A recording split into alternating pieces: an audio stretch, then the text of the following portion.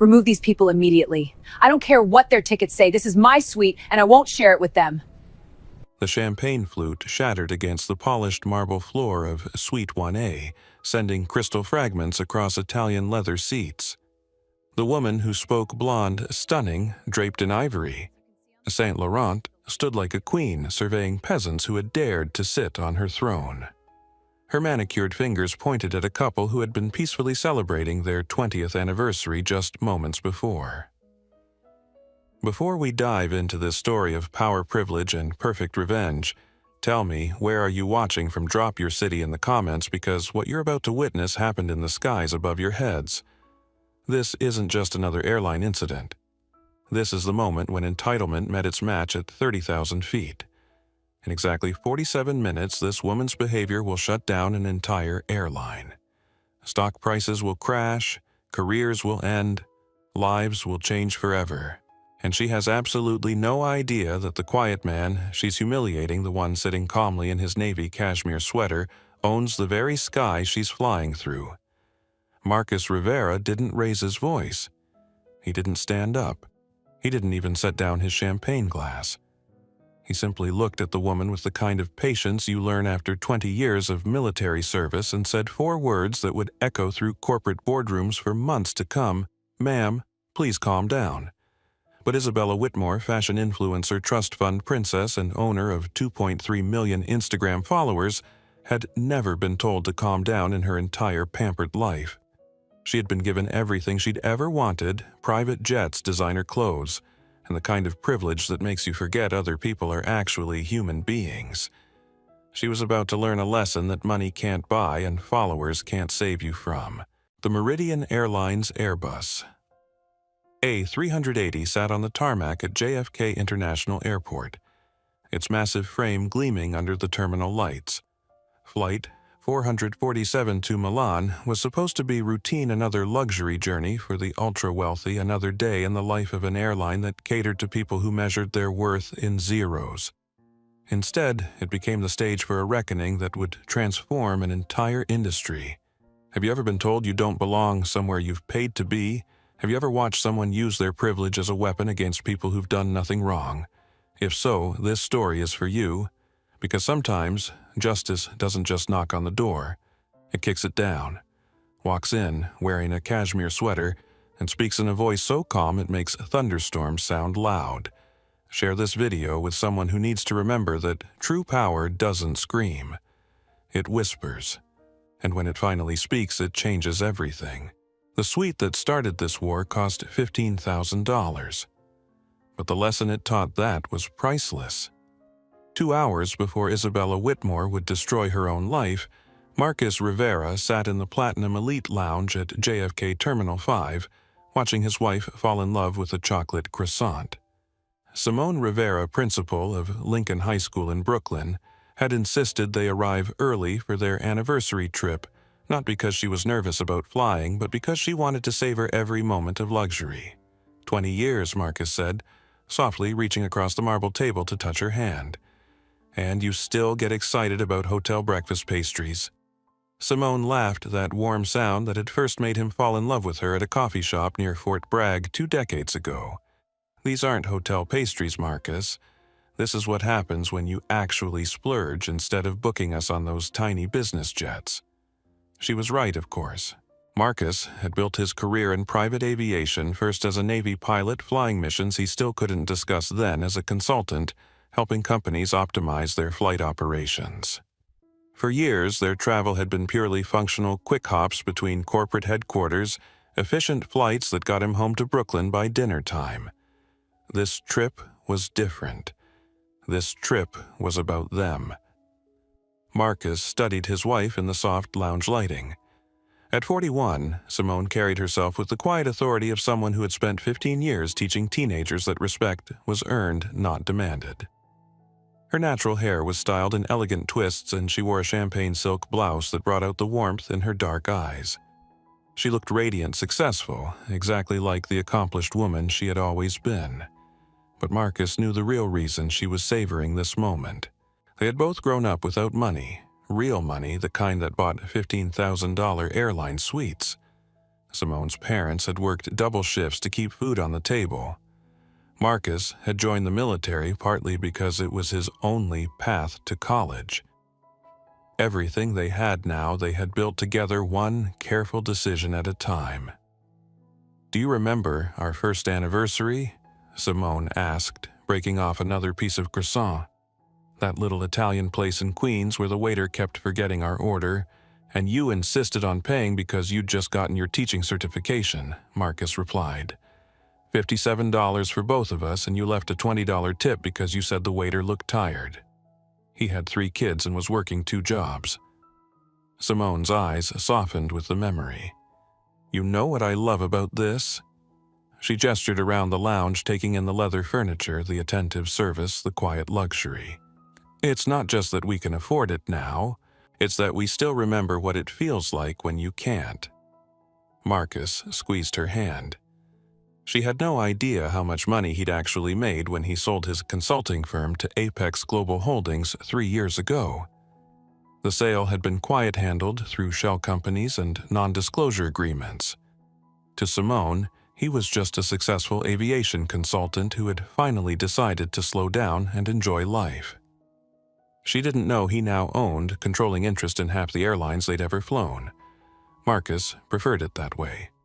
Power, real power, worked best when it stayed quiet. He had learned that lesson in the military, refined it in business, and lived it every day in their Brooklyn neighborhood where he was just Mr. Rivera, the guy who helped kids with their math homework and fixed neighbors' cars on weekends. Flight 447 to Milan first-class passengers may now begin boarding, the lounge attendant announced. Simone's face lit up like Christmas morning. "That's us. We're first-class passengers, Marcus. On our 20th anniversary, flying to Italy in a private suite." She stood up, smoothing her blouse. "I feel like Cinderella." Marcus followed her toward the boarding gate, carrying both their bags despite her protests. In his navy cashmere sweater and dark jeans, he looked exactly like what he was, a successful man enjoying a well-earned vacation with the woman he loved. He had no idea that in less than an hour he would be forced to reveal a truth he'd kept hidden for 3 years. He had no idea that a spoiled socialite with too much time and too little sense would push him past the point of quiet diplomacy. Most importantly, he had no idea that this anniversary trip would become the most expensive lesson in respect that the aviation industry had ever witnessed. As they walked toward their gate, Simone slipped her arm through his. "Promise me something," she said, "anything. No work calls, no consulting emergencies, no mysterious phone conversations about operational efficiencies or whatever it is you actually do." She looked up at him with mock seriousness. "For the next 10 days, you're just my husband." "Deal." Marcus kissed the top of her head, breathing in the scent of her favorite lavender shampoo. "Deal," he said, meaning it completely. He had no way of knowing that promise would be impossible to keep. While Marcus and Simone Rivera were falling in love with chocolate croissants, Isabella Whitmore was destroying a hotel manager's day at the St. Regis Manhattan. She stood in the marble lobby, her ivory Saint Laurent blazer cut to perfection, her platinum blonde hair arranged in a chignon that had taken her stylist 2 hours to achieve. "Do you understand who I am?" Isabella's voice carried the particular tone of someone who had never been told no in her entire 29 years of existence. The hotel manager, a tired-looking man named Peterson, shifted uncomfortably behind his mahogany desk. "Miss Whitmore, I completely understand your position, but..." "My position," Isabella laughed, a sound like breaking crystal. "My position is that I am Isabella Whitmore. My father owns Whitmore Technologies. I have 2.3 million followers across social platforms. When I post a review of this hotel, and I will, those followers listen." She leaned forward, her diamond tennis bracelet catching the lobby's chandelier light. "Now, I've asked for a very simple thing. I want the presidential suite comped for tonight because your elevator was 30 seconds slow yesterday. That's not unreasonable. That's customer service." Peterson's hands trembled slightly as he typed on his computer. "I've authorized a 50% discount on the suite, Miss Whitmore. It's the best I can."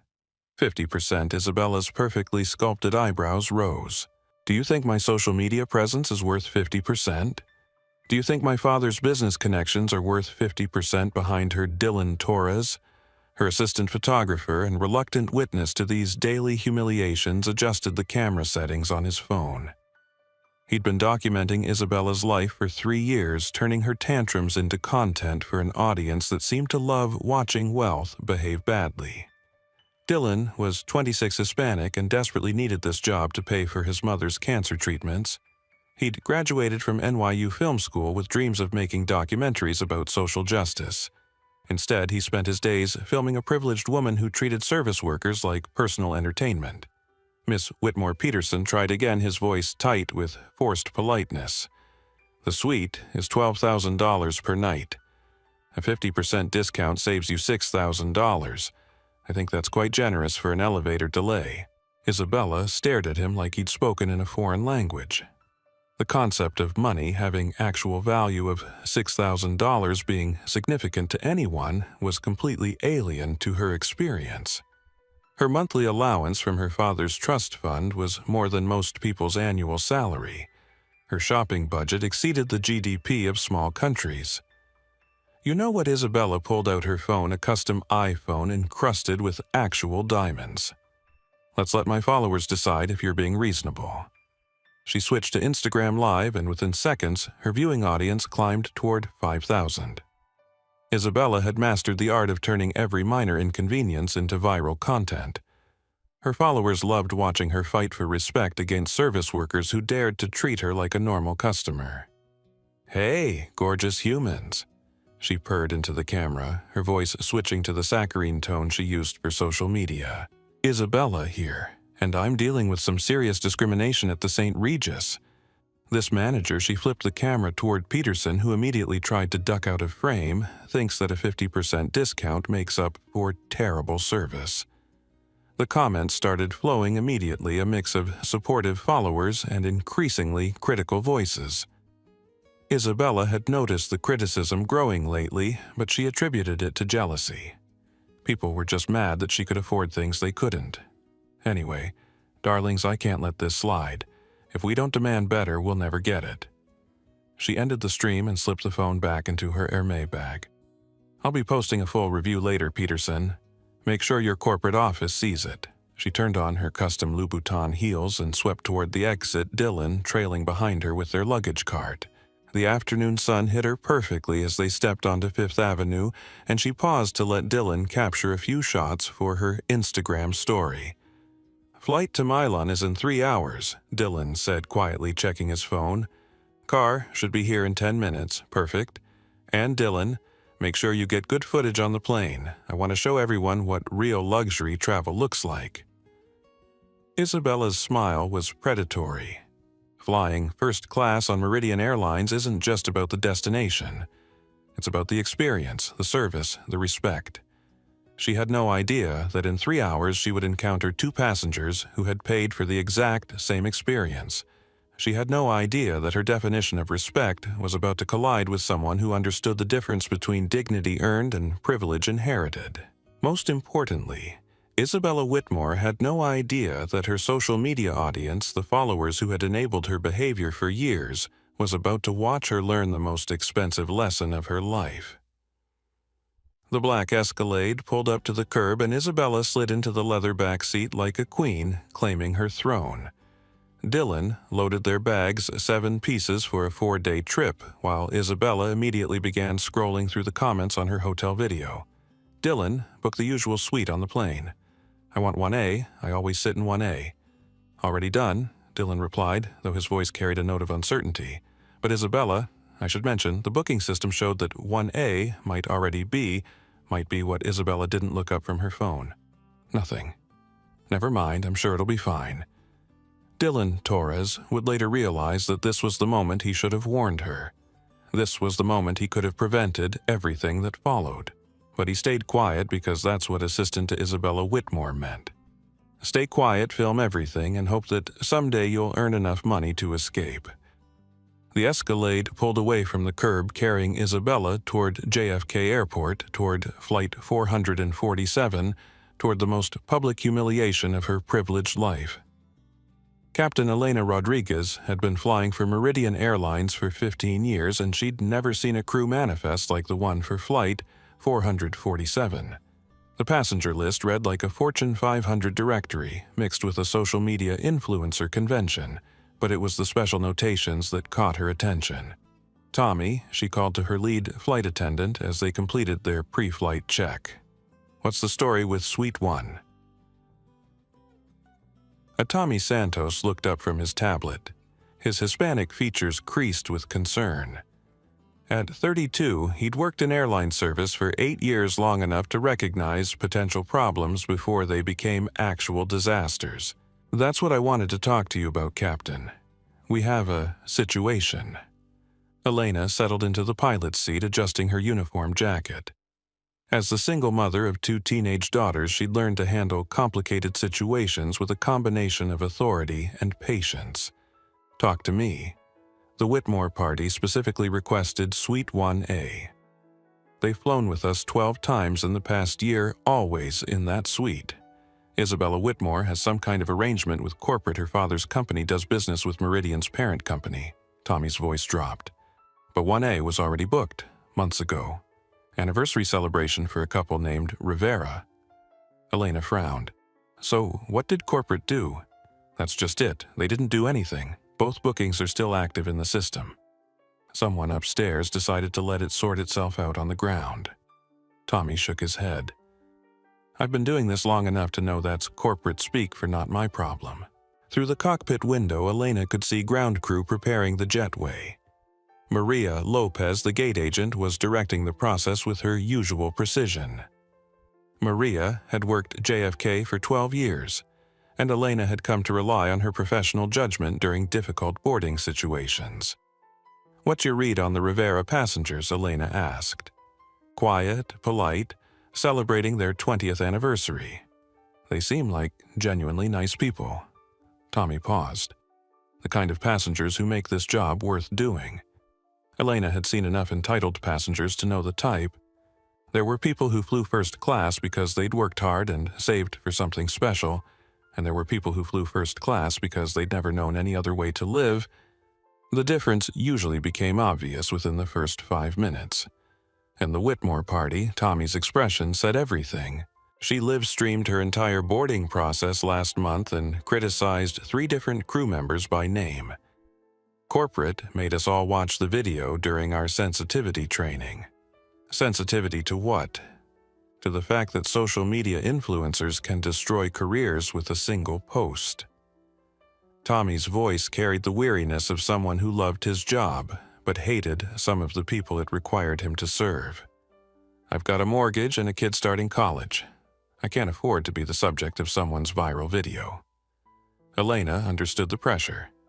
Airlines had become obsessed with social media perception, especially among high-profile passengers. A single negative viral video could cost millions in lost bookings. But that same obsession had created a culture where crew members were afraid to enforce basic standards of behavior. "Here's what we're going to do," Elena said firmly. "We follow company policy. First, come first served on boarding. The Rivera passengers are already seated, so that's where they stay. If Miss Whitmore has a problem with that, she can take it up with customer service." Tommy looked relieved. "And if she makes a scene, then we handle it professionally. We document everything, and we remember that our job is to ensure safety and security for all passengers, not just the ones with social media followers." Elena's voice carried the authority of someone who'd landed planes in combat zones. "I've dealt with worse than Instagram influencers, Tommy, trust me." As they spoke, Maria Lopez was dealing with her own concerns at the gate. She'd processed both bookings and knew exactly what was about to happen when the Whitmore party arrived. Maria had immigrated from El Salvador 15 years ago and had worked her way up from cleaning crew to gate agent through pure determination and attention to detail. She believed in rules. Rules were what separated professional service from chaos. Rules were what protected people like her from people who thought their money made them immune to consequences. Maria checked her watch. The Rivera passengers had boarded 30 minutes ago, escorted personally to Suite 1A by the premium service team. They'd been polite, grateful, and clearly excited about their anniversary celebration. The Whitmore party was due to arrive any moment. Maria had seen situations like this before.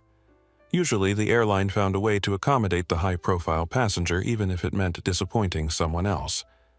Usually, the person with more money won. But something about this situation felt different. Something about the quiet confidence of Marcus Rivera, the way he'd thanked her for her help, the military bearing he carried without making a show of it. Maria Lopez was about to witness a master class in the difference between real power and borrowed privilege. She just didn't know it yet. Suite 1A was everything the brochure had promised and more. Marcus and Simone Rivera stepped into their private cabin and Simone actually gasped. The space was larger than some New York apartments, polished walnut paneling, cream Italian leather seats that converted into a full-size bed and a bathroom with an actual shower. "This is insane," Simone whispered, running her hand along the smooth surface of their dining table. "Marcus, this is absolutely insane. People live like this." A bottle of Dom Perignon, 2010, sat chilling in a crystal ice bucket flanked by 2 Baccarat champagne flutes. Fresh white orchids adorned every surface, and the lighting was warm and intimate, like an upscale restaurant rather than an airplane cabin. Tommy Santos appeared with a warm smile carrying a leather folder. "Mr. and Mrs. Rivera, welcome aboard Meridian Airlines Flight 447. I'm Tommy, your personal flight attendant for today's journey. Is this your first time in our residence suite? First and probably last," Marcus replied, settling into his seat. "This is our 20th anniversary gift to ourselves."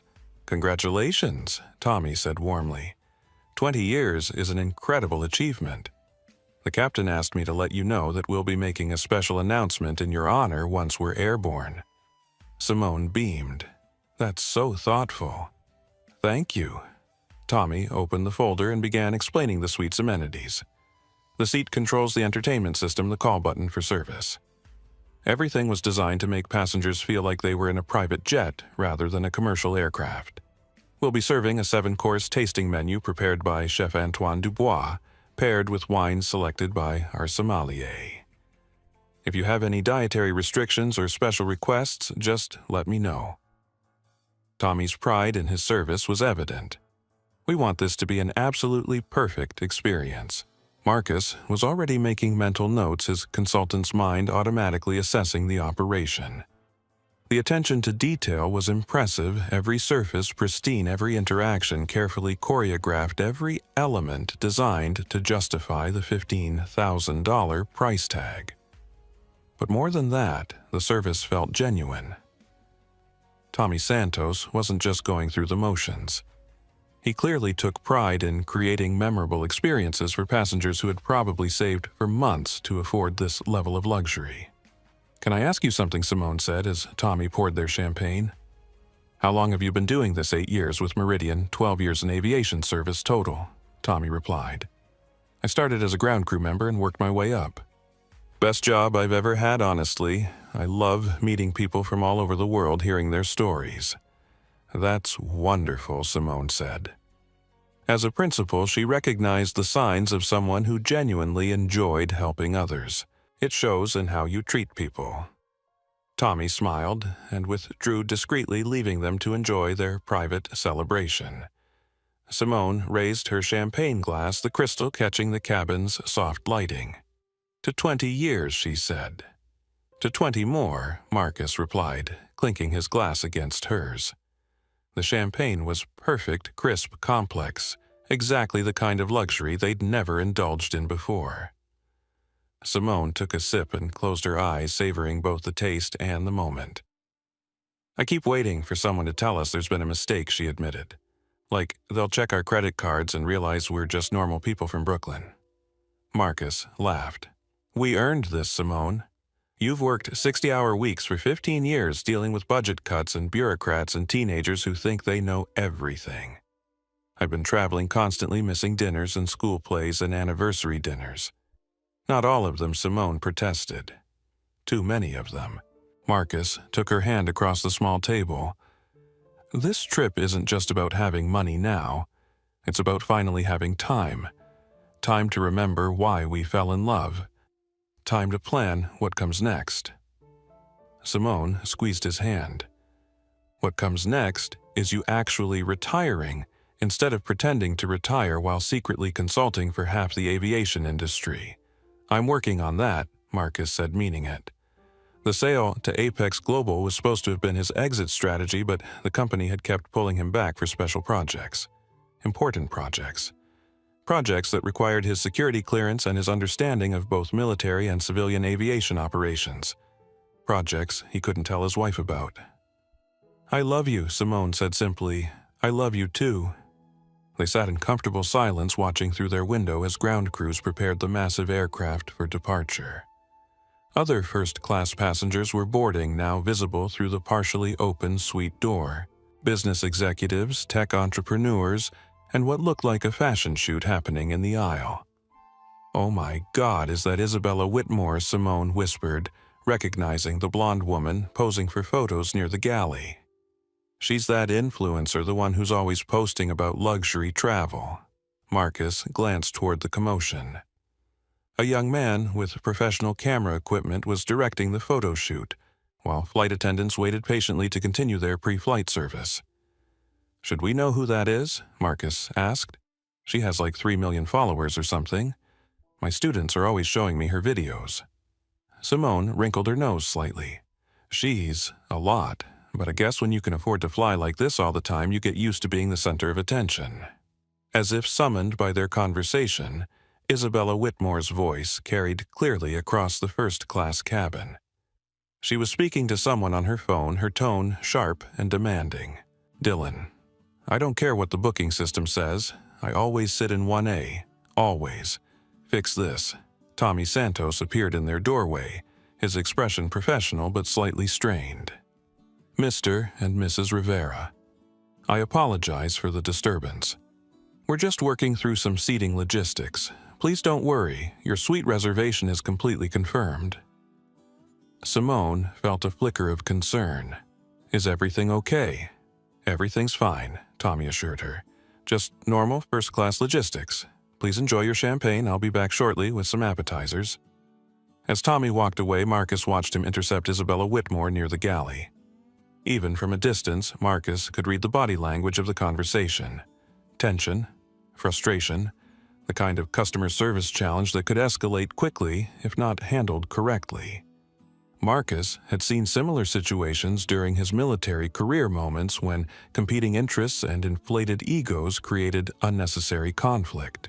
Usually these situations resolved themselves through compromise and professional de-escalation. Sometimes they didn't. Marcus Simone said quietly, I think that woman is coming this way. Marcus turned toward the suite entrance just as Isabella Whitmore appeared in their doorway, Dylan Torres filming behind her. She looked at them both with the expression of someone who had discovered squatters in her vacation home. Excuse me, Isabella said, her voice carrying the particular entitlement of someone who had never been refused anything in her life. I think there's been some kind of mistake. I'm sorry, miss, but there's no mistake, Marcus said calmly, not bothering to stand. 20 years of marriage had taught him to recognize brewing storms, and Simone's hand was already reaching for his arm, her subtle signal that trouble was approaching. Isabella Whitmore stepped fully into their suite, Dylan Torres trailing behind with his camera. She moved with the fluid confidence of someone accustomed to taking up space wherever she went, her ivory Saint Laurent blazer catching the cabin's warm lighting. I'm Isabella Whitmore, she announced as if her name should rearrange reality around her presence. This is Suite 1A. This is where I sit. Always.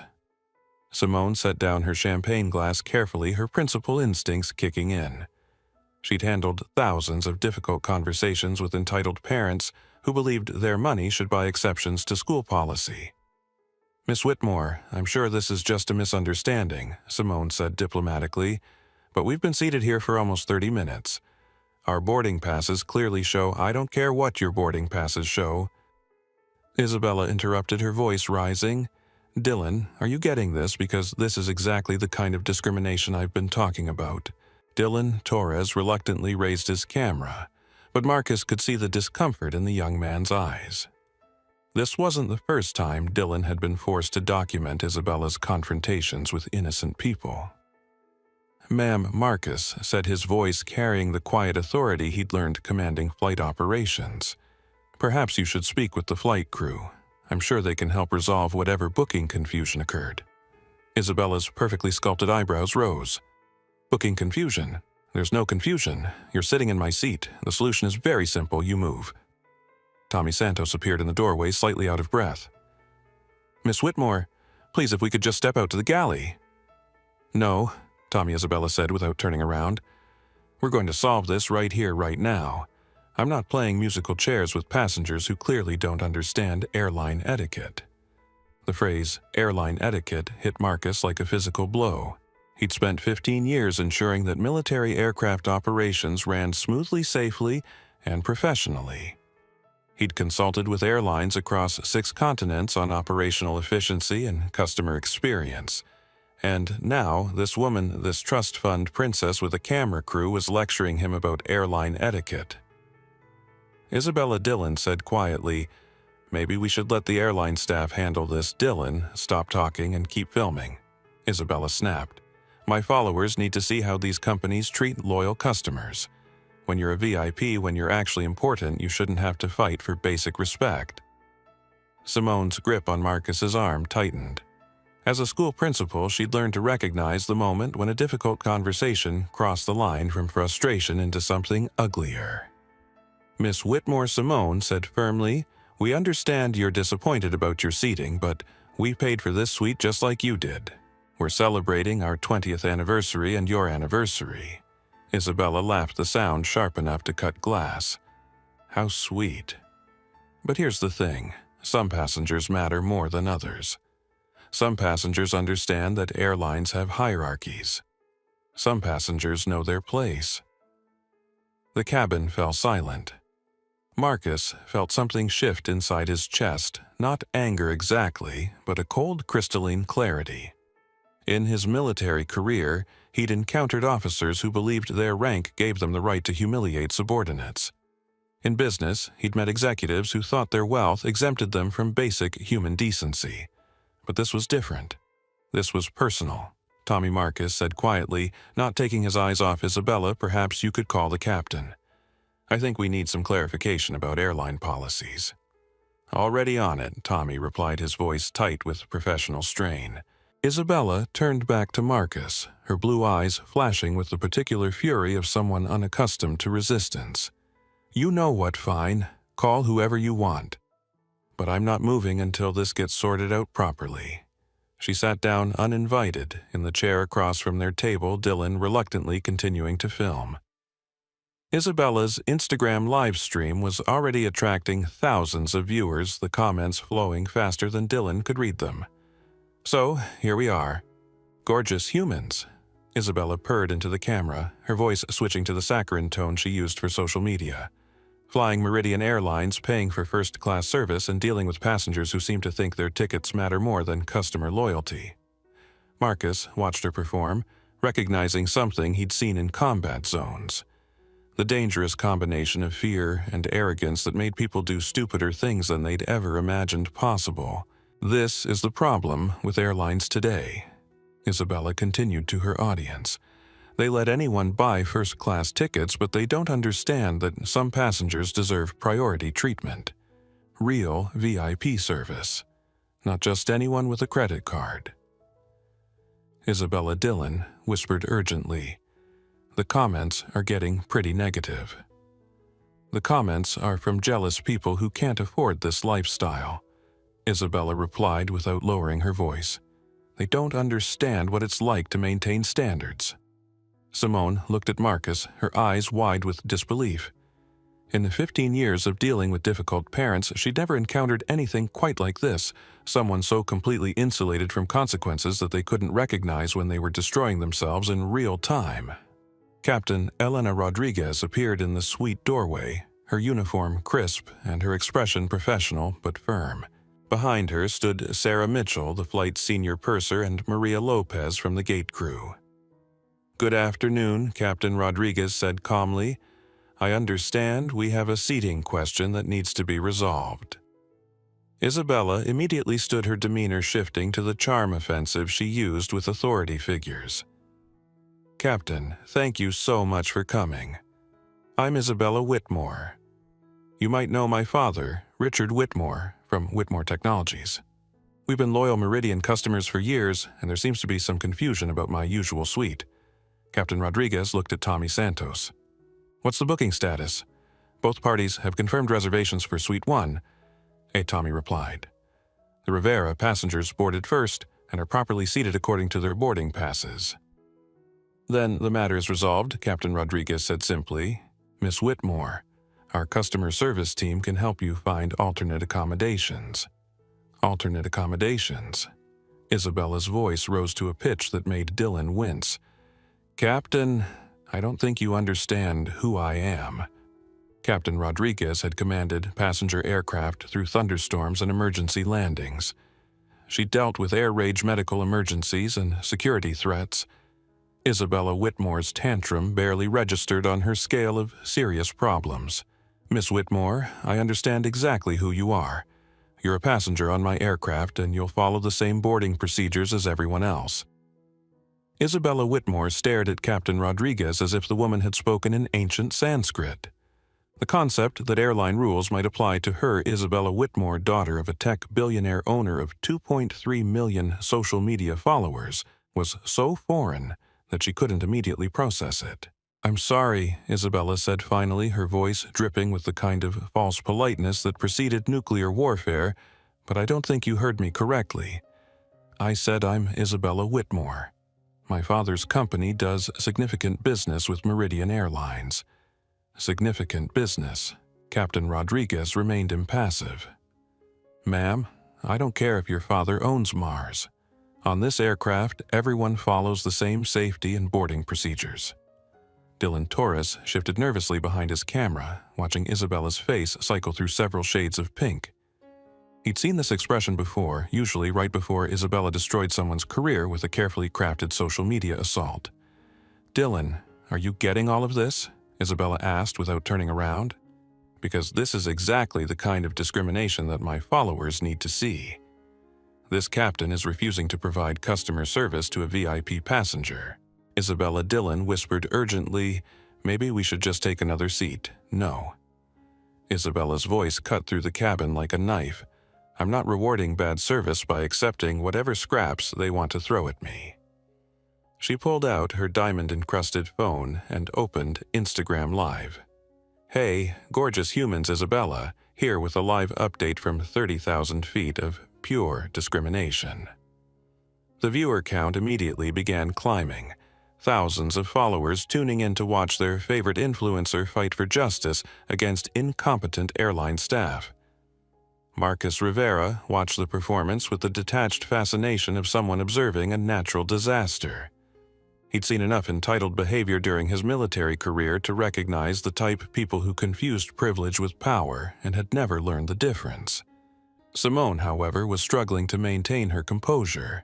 As a school principal, she'd spent 15 years dealing with parents who believed their money should buy exceptions to rules. But even the worst helicopter parent had never behaved like this. "You know what the problem is?" Isabella continued playing to her phone camera while gesturing around the suite. "These airlines have forgotten that loyalty matters. That VIP status means something. That some passengers deserve better treatment than others." She turned the camera toward Marcus and Simone, who remained seated calmly at their table. "I mean, look at this situation. These people—" She paused, her eyes narrowing as she really looked at the couple for the first time.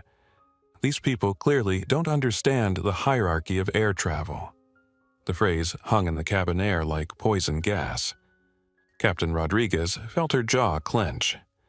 In 15 years of flying, she developed a sixth sense for conversations that were about to cross lines that couldn't be uncrossed.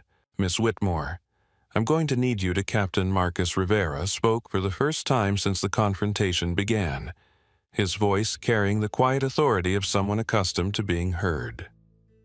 Perhaps Miss Whitmore could explain what she means by these people.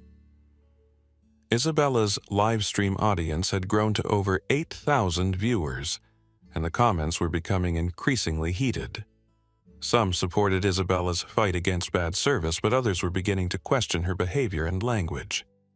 "I mean, people who don't understand airline etiquette," Isabella replied, but her voice carried a nervous edge. "People who don't understand that frequent flyers deserve priority treatment." "We've been flying for over 20 years, Simone said calmly. "My husband has probably logged more air miles than most people will see in their lifetime. We understand airline etiquette just fine." Sarah Mitchell, the senior purser, stepped forward. "Miss Whitmore, our records show that Mr. and Mrs. Rivera hold Platinum Elite status with our rewards program. They qualify for every VIP service we offer." Isabella's social media smile wavered. "Well, status can be earned in different ways. Some people get status because of who they are, not just because they buy tickets." "Who they are," Marcus repeated softly. The cabin fell silent except for the ambient noise of the aircraft's engines and air circulation systems. Even Dylan Torres lowered his camera slightly, sensing that something fundamental had shifted in the room. Tommy Santos had worked in customer service long enough to recognize the moment when a difficult situation became a crisis. "Captain, maybe we should know," Captain Rodriguez said firmly. "Miss Whitmore, I want to hear you explain exactly what you mean by that comment." Isabella looked around the cabin, suddenly aware that every crew member was staring at her. Her Instagram live stream was approaching 10,000 viewers, and the comments had become a mix of support and increasingly sharp criticism. "I mean that some passengers have earned their status through family connections and business relationships," Isabella said, her voice rising defensively. "Some passengers have contributed to the airline industry through investments and partnerships. Some passengers matter more because of their broader impact on the company." Marcus Rivera set down his champagne glass with the careful precision of someone who had just made a decision. "And you believe that your broader impact gives you the right to remove my wife and me from our paid seats. I believe in customer service hierarchies," Isabella replied. "I believe in treating VIP passengers with appropriate respect. I believe—" She gestured broadly at the suite her designer bangles catching the light. "I believe that when you're somebody, you shouldn't have to fight for what you've earned." "What exactly have you earned?" Simone asked quietly. Isabella's mouth opened and closed like a fish gasping for air. The question was so simple, so direct, that it cut through years of reinforced privilege like a laser through tissue paper. "I've earned respect," Isabella said finally. "I've earned recognition. I've earned the right to be treated appropriately for who I am." "And who are you?" Marcus asked. The question hung in the air like a challenge. Isabella had built her entire identity around being somebody, the daughter of wealth, the owner of followers, the possessor of privilege. But when forced to articulate what she had actually accomplished, what she had actually earned through her own efforts, she found herself strangely speechless. "I'm Isabella Whitmore," she repeated, as if her name was an argument in itself. Captain Rodriguez had heard enough. "Miss Whitmore, you have exactly two choices. You can accept alternate seating arrangements that our crew will be happy to provide, or you can be removed from this aircraft for disrupting other passengers' travel experience." Isabella's face flushed red. "You can't remove me from this flight. My father will have your job. I'll post about this. I'll make sure everyone knows how Meridian Airlines treats its VIP customers." "Ma'am?" Captain Rodriguez replied with the patience of someone who had navigated aircraft through hurricane conditions. "I've been flying for 15 years. I've handled security threats, medical emergencies, and weather disasters. Your social media followers don't impress me, and your father's money doesn't give you the right to harass other passengers." Dylan Torres, still filming, reluctantly watched Isabella's face cycle through emotions he'd never seen before. For 3 years, he'd documented her privileged life, watching her use money and influence to reshape reality around her desires. This was the first time he'd ever seen someone refuse to be moved by her performance. "This is discrimination," Isabella said finally, her voice cracking slightly. "This is about more than seating. This is about respect. This is about—" She looked directly at Marcus and Simone. "This is about people knowing their place." The words landed like a physical blow. Marcus Rivera stood up slowly, his movement so controlled and deliberate that it commanded immediate attention from everyone in the suite. At 6 feet tall, with the bearing of someone who had commanded respect in life or death situations, he suddenly seemed to fill the entire cabin. "Our place," Marcus repeated quietly. Isabella's Instagram live stream had reached 12,000 viewers, and the comment section had become a battleground. Followers were arguing about everything from airline etiquette to social justice, with increasing numbers of people questioning Isabella's behavior and language. "I think," Marcus said, with the kind of calm that preceded thunderstorms, "it's time we discussed exactly who belongs where." He reached into his jacket pocket and pulled out his phone. Marcus Simone whispered, recognizing something in her husband's posture that she hadn't seen since his military days. "It's okay, sweetheart," Marcus replied softly, never taking his eyes off Isabella. "It's time for some clarity." He dialed a number from memory and lifted the phone to his ear. "Legal, it's Marcus. I need you to implement Emergency Protocol 7 for Meridian Airlines Flight 447. Isabella's confident smile wavered. "What are you doing? Who are you calling?" Marcus looked at her with the expression of someone who had finally run out of patience for foolishness. "I'm calling my lawyers, Miss Whitmore, because you're absolutely right, some passengers do matter more than others. Some passengers do have more influence than others. Some passengers can change an airline's entire operational structure with a single phone call." He paused, his dark eyes never leaving Isabella's increasingly pale face. "The question is, which passenger are you and which passenger am I?" Isabella Whitmore's confident smile began to crack like ice under pressure. She'd spent her entire adult life using mysterious phone calls and vague threats to get what she wanted, but something about Marcus Rivera's demeanor suggested his call was different, more real, more dangerous. "Who exactly do you think you're calling?" Isabella asked, but her voice carried a note of uncertainty that Dylan Torres had never heard before. Marcus held up one finger, not dismissive, just indicating he needed a moment to finish his conversation. "Yes, I understand the protocols. 47 minutes until implementation, thank you." He ended the call and slipped the phone back into his pocket with the deliberate precision of someone who had just set wheels in motion that couldn't be stopped. "I was calling my legal team," Marcus said calmly. "The same team that handles operational oversight for several major airlines, including this one." Captain Rodriguez felt something shift in the atmosphere of the cabin. She'd been flying long enough to recognize when a situation had layers she didn't understand, and Marcus Rivera's phone call carried the weight of someone who knew exactly which numbers to dial. Oversight for airlines. Isabella repeated her live stream, still broadcasting to over 14,000 viewers. "What kind of oversight?" "The kind that determines whether airlines maintain their operating certificates," Marcus replied. "The kind that reviews safety protocols, staffing decisions, and customer service standards. The kind that can ground an entire fleet pending investigation." Tommy Santos felt his stomach drop. He'd worked in aviation long enough to know that when someone mentioned operating certificates in the context of customer service incidents, careers were about to end badly. "You're bluffing," Isabella said, but her voice lacked its earlier conviction. "You're some random passenger trying to sound important." Marcus looked at her with something approaching pity. "Miss Whitmore, in the past 10 minutes you've accused my wife and me of not knowing our place, suggested that some passengers matter more than others based on who they are rather than what they've paid, and live-streamed yourself harassing paying customers." He gestured around the luxurious suite. "Do you have any idea how much negative publicity this aircraft manufacturer, this airline, and this airport could face if your behavior continues to be broadcast to thousands of people?" Dylan Torres watched Isabella's face cycle through several shades of pale. As her videographer, he'd been monitoring the live stream comments, and they had taken a decidedly negative turn. What had started as support for Isabella's fight against bad service had become a stream of criticism about her entitled behavior and questionable language. The negative publicity, Isabella laughed, but it sounded forced. "I'm creating negative publicity. I'm the one being discriminated against here, are you?"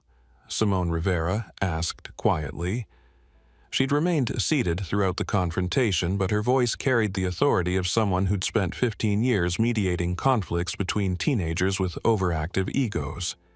"Because from where I'm sitting, you walked into our paid suite, demanded we leave, filmed us without permission, and made several comments that sounded suspiciously like—" She paused. "Well, like discrimination." Isabella's phone buzzed with notifications. Her Instagram live stream was attracting attention from major social media aggregators, and not the kind of attention she wanted. Screenshots of her comments were being shared across Twitter, TikTok, and Reddit, often accompanied by critiques of her behavior and language. "This is ridiculous," Isabella said, but she was scrolling through notifications on her phone, and her face was growing paler with each swipe. "I'm not discriminating against anyone. I'm just fighting for proper customer service." Captain Rodriguez had reached the limit of her patience.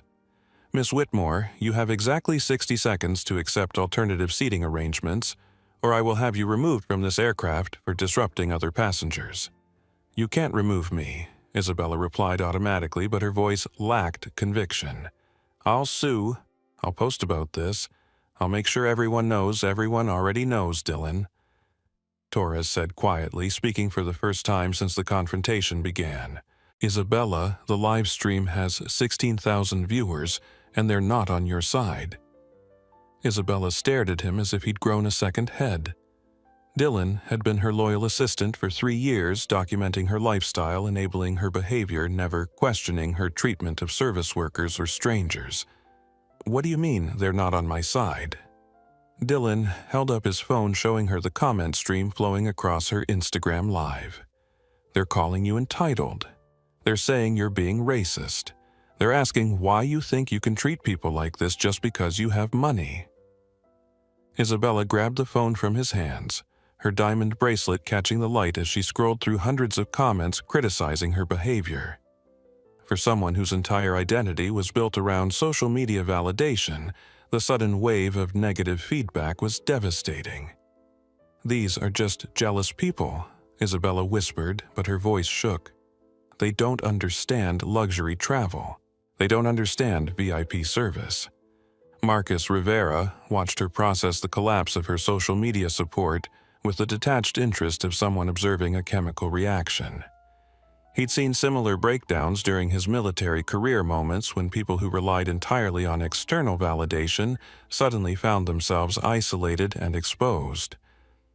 Miss Whitmore, Marcus said gently, "Perhaps this would be a good time to end your live stream and have a private conversation about how we resolve this situation." Isabella looked around the cabin wildly, suddenly aware that she was surrounded by airline crew passengers and her own assistant, all of whom were staring at her with expressions ranging from professional concern to outright disapproval. "I don't need to have a private conversation," Isabella said, but her voice was rising toward panic. "I need this situation fixed. I need proper customer service. I need—" She turned back to Captain Rodriguez. "I need to speak to whoever is actually in charge here." Captain Rodriguez exchanged glances with Tommy Santos and Sarah Mitchell. The crew had been trying to de-escalate the situation professionally, but Isabella's behavior was creating exactly the kind of incident that Airline spent millions trying to avoid. "Miss Whitmore," Captain Rodriguez said carefully, "I am in charge of this aircraft, but if you'd like to speak with airline management—" "Not airline management," Isabella interrupted. "I mean actual management. People who understand customer hierarchies. People who understand that some passengers deserve better treatment than others." The cabin fell silent again. Marcus Rivera felt something cold and sharp settle in his chest. In his military career, he'd encountered bigotry disguised as protocol, discrimination wrapped in bureaucracy, hatred dressed up as policy. But this was different. This was someone who genuinely believed that human worth could be measured by bank account balances and social media followers. Customer hierarchies. Marcus repeated slowly. "Yes," Isabella said, sensing that she might finally be getting through to someone. "Exactly. Airlines have to prioritize certain passengers based on their value to the company, based on their importance. Based on—" She gestured vaguely. based on who they are. Simone Rivera felt her husband's tension like electricity in the air. She'd been married to Marcus for 20 years, long enough to recognize when his military training was overriding his civilian politeness. Marcus, Simone said quietly, "Maybe it's time." Marcus looked at his wife, then at Isabella Whitmore, then at the crew members who were waiting for direction about how to handle a situation that had spiraled beyond normal customer service protocols. "You're absolutely right," Miss Whitmore, Marcus said finally. "Airlines do have to prioritize certain passengers. They do have to consider passenger value to the company. They do have to make decisions based on who people actually are." Isabella's face lit up with triumph. "Exactly. Finally, someone understands. The question," Marcus continued, "is whether you have any idea who you're talking to." He reached into his jacket pocket again, this time withdrawing a leather business card case. He extracted a single card and handed it to Captain Rodriguez. Captain Rodriguez looked at the card and her face went completely white. "Oh my God," she whispered. "What?" Isabella demanded. "What does it say?" Captain Rodriguez looked at Marcus Rivera with an expression of someone who had just realized they'd been watching a master class in restraint and patience. "Miss Whitmore, I'd like you to meet Marcus Rivera, chairman of Apex Global Holdings." Isabella stared blankly. "What's Apex Global Holdings?" Tommy Santos felt his knees go weak. "Miss Whitmore, Apex Global Holdings is the parent company that owns Meridian Airlines." The livestream comment section exploded with speculation and excitement. 16,000 viewers had just watched a trust fund influencer spend 20 minutes harassing the man who owned the airline she was trying to fly on. Isabella's diamond-encrusted phone slipped from her fingers and clattered onto the cabin floor. "That's impossible," she whispered. Marcus Rivera looked at her with the expression of someone who had just run out of patience for ignorance and entitlement. "Miss Whitmore, you spent the last 20 minutes telling me and my wife that we don't belong in seats we paid for.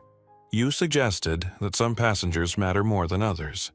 You questioned whether we understand airline etiquette and customer hierarchies." He paused, letting the weight of her words settle in the suddenly silent cabin. "So let me ask you a direct question. Now that you know who owns this airline, who owns this aircraft, and who signs the paychecks of every person in this cabin, do you still believe my wife and I don't know our place?" Isabella Whitmore's phone was buzzing so violently with notifications that it sounded like an angry insect trapped in a jar. Her Instagram live stream had attracted over 30,000 viewers, but the comment section had become a digital execution chamber. Screenshots of her confrontation were spreading across Twitter, TikTok, and Reddit faster than her management team could contain them. "I need to call my father," Isabella whispered, reaching for her phone with trembling hands. "Your father is probably already aware of the situation," Marcus Rivera said calmly. "Social media moves quickly these days, and corporate reputation management teams monitor viral incidents in real time." As if summoned by his words, Isabella's phone rang. The caller ID showed Daddy with a heart emoji, but when Isabella answered, Richard Whitmore's voice carried none of its usual indulgent warmth. "Isabella, what the hell are you doing?" "Daddy, thank God," Isabella said, her voice cracking with relief. "I'm being attacked on this airplane. These people are trying to humiliate me, and the crew won't help. I need you to call the airline, and I've been watching your live stream." Richard interrupted, his voice tight with barely controlled rage. "Along with 30,000 other people. Do you have any idea what you've just done?" Isabella blinked in confusion. "What I've done, Daddy, I'm the victim here. These people stole my seat, and when I tried to get proper customer service, you harassed paying customers for 20 minutes while live streaming discriminatory comments to the internet," Richard Whitmore said flatly. "You've made our entire family look like entitled bigots, and you've created a public relations disaster that could cost my company millions in lost contracts." The cabin fell silent except for the ambient noise of the aircraft and Isabella's increasingly panicked breathing. "But Daddy, these people, they don't belong in first class. They don't understand airline hierarchies. They're not important like—" "Stop talking," Richard commanded. "Stop talking immediately. Do you know who Marcus Rivera is?" Isabella looked at Marcus with growing horror. He says he owns the airline, but that's impossible. It's not impossible, you spoiled idiot. Marcus Rivera is the chairman of Apex Global Holdings, which owns majority stakes in 6 major airlines, including Meridian. He's worth more than my entire company, and you just spent 20 minutes live streaming yourself discriminating against him and his wife. The phone call was being broadcast through Isabella's live stream, which meant 30,000 people were listening to Richard Whitmore realize that his daughter had just committed social and financial suicide on live television. Marcus Rivera watched this development with the detached interest of someone who understood corporate damage control. Miss Whitmore, perhaps this would be a good time to end your live stream.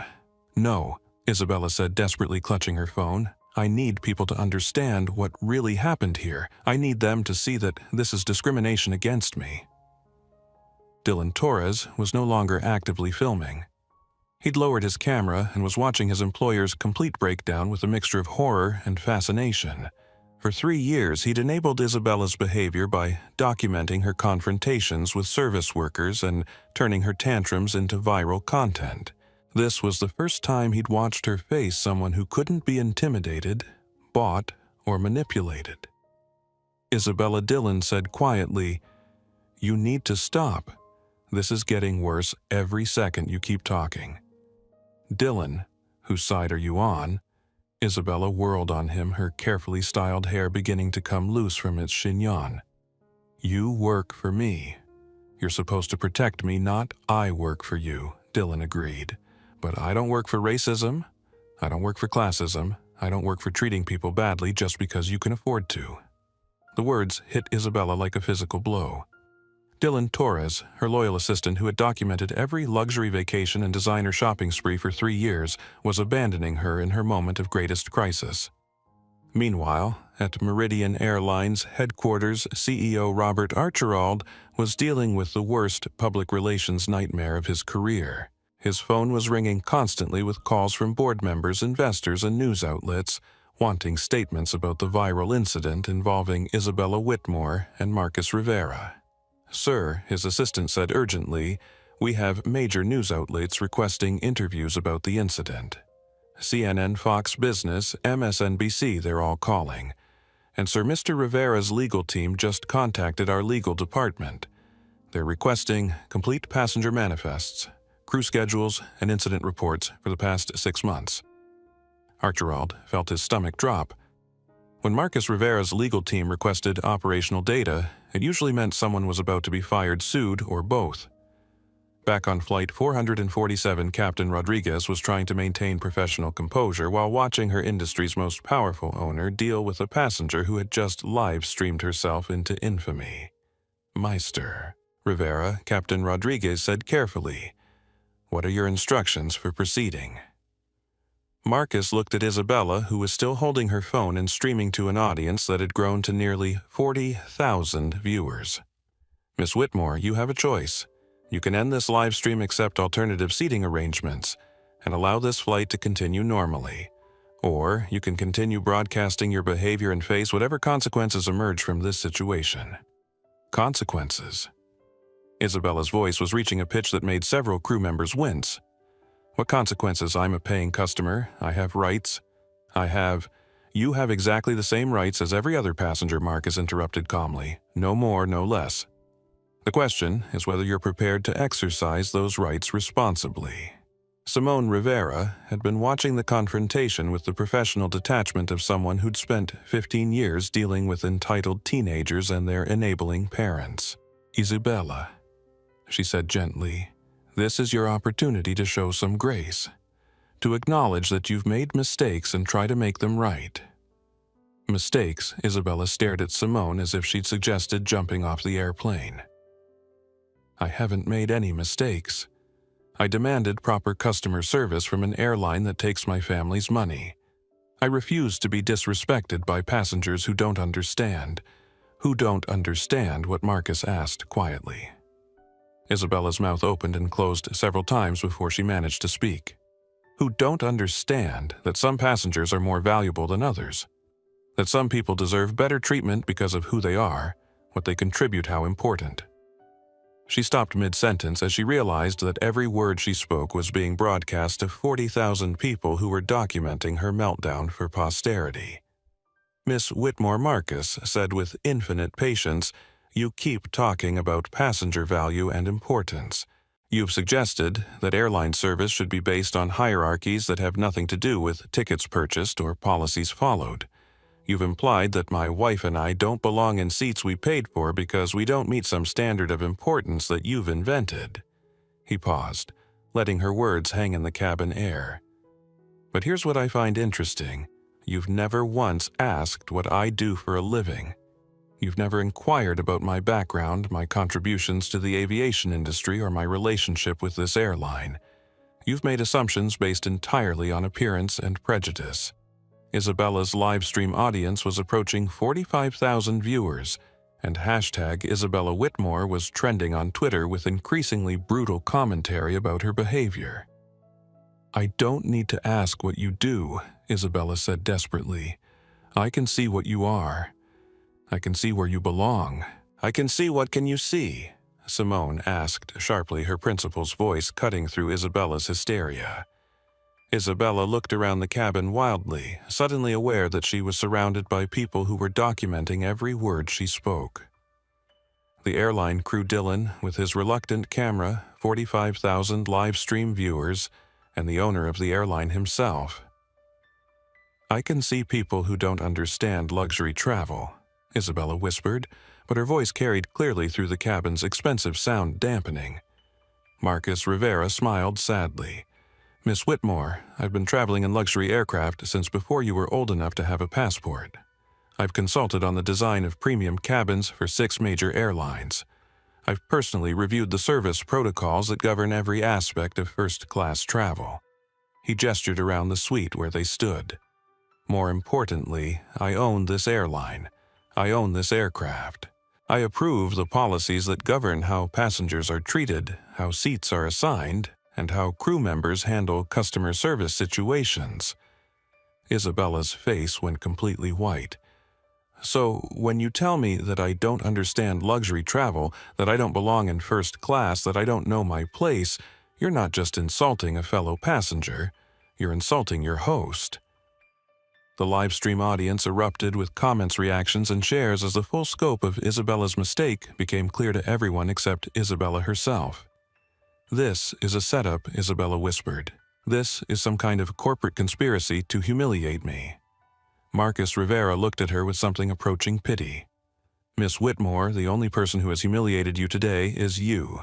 The moment of truth arrived not with dramatic music or flashing lights, but with the quiet buzz of Marcus Rivera's phone receiving a text message. He glanced at it, nodded slightly, and looked up at the cabin full of people who were about to witness the complete reversal of everything Isabella Whitmore believed about power privilege and social hierarchy. Miss Whitmore Marcus said calmly, "My legal team has just confirmed that your live stream has been viewed by over 50,000 people in the past hour. Screenshots of your comments have been shared across every major social media platform, and major news outlets are beginning to pick up the story." Isabella's face cycled through several shades of pale as she processed this information. Her social media career was built on viral content, but this was viral in exactly the wrong way.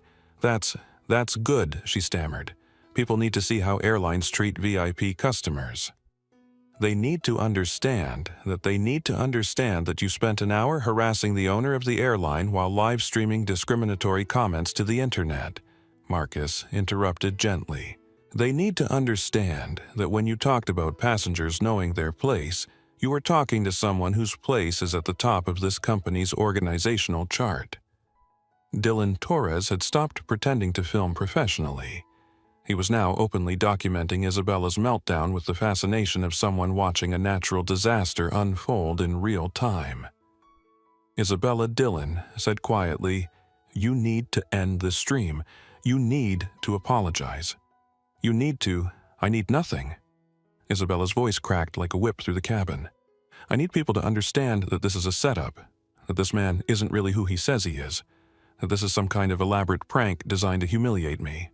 She sat down uninvited in the chair across from their table, Dylan reluctantly continuing to film. Isabella's Instagram live stream was already attracting thousands of viewers, the comments flowing faster than Dylan could read them. Captain Rodriguez felt her patience reach its absolute limit. Miss Whitmore, I've personally verified Mr. Rivera's identity through our corporate security protocols. He is exactly who he says he is. You are exactly who you've shown yourself to be. And this aircraft cannot remain on the ground indefinitely while you process reality. Simone Rivera had been watching Isabella's breakdown with the professional concern of someone who'd spent 15 years helping teenagers navigate emotional crises. But this was different. This wasn't a confused adolescent acting out. This was an adult woman who had never learned that actions have consequences. Isabella Simone said gently, "This is your last opportunity to show some dignity. To end this stream, apologize to the people you've harassed and accept that you've made serious mistakes." Mistakes, Isabella's voice reached a pitch that made several passengers in nearby suites peer through their curtains. The only mistake was booking with an airline that allows passengers like you in first class. The words hung in the cabin air like toxic gas. Every crew member went completely still. Dylan Torres lowered his camera entirely. The live stream audience of 50,000 people exploded with outrage. And Marcus Rivera looked at Isabella Whitmore with an expression that somehow managed to combine disappointment, pity, and absolute finality. "Passengers like us," Marcus repeated quietly. "Yes," Isabella said desperately, as if doubling down on discrimination might somehow save her from the consequences of her behavior. "Passengers who don't understand the hierarchy of air travel. Passengers who don't realize that some people deserve better treatment than others. Passengers who need to learn their place in the Miss Whitmore." Marcus's voice cut through her tirade like a blade through silk. "I want to make sure I understand your position completely. You believe that airline service should be based on social hierarchies rather than purchased tickets. You believe that some passengers deserve better treatment than others based on who they are rather than what they've paid. You believe that my wife and I should learn our place because we don't meet your standards of importance." "Yes," Isabella said, as if she'd finally gotten through to someone. "Exactly. Finally, someone understands." "I understand perfectly," Marcus said softly. "You've just explained in front of 50,000 live stream viewers and a cabin full of airline employees that you believe commercial aviation should operate according to racial and social hierarchies that determine passenger worth based on appearance and prejudice." Isabella's mouth opened and closed silently as the full weight of what she'd said settled into her consciousness. "More importantly," Marcus continued, "you've revealed that these beliefs are so fundamental to your worldview that even when confronted with evidence that you're wrong, even when told explicitly who I am and what I own, you chose to double down on discrimination rather than admit you made a mistake." At Meridian Airlines headquarters, CEO Robert Archibald was watching Isabella's live stream with the horrified fascination of someone witnessing his company's reputation implode in real time. Emergency board meetings were being called, public relations firms were being contacted, legal teams were being assembled. But most importantly, Marcus Rivera's office had just sent a formal notice that Apex Global Holdings was initiating an immediate operational review of all Meridian Airlines customer service policies and procedures. Sir Archibald's assistant said urgently, "Mr. Rivera's legal team is requesting complete access to our training materials, customer service protocols, and incident reports for the past 2 years. They're also requesting detailed information about any special arrangements we've made for the Whitmore family." Archibald felt his career flash before his eyes. Special arrangements for VIP customers weren't necessarily illegal, but they became problematic when those arrangements enabled or encouraged discriminatory behavior toward other passengers.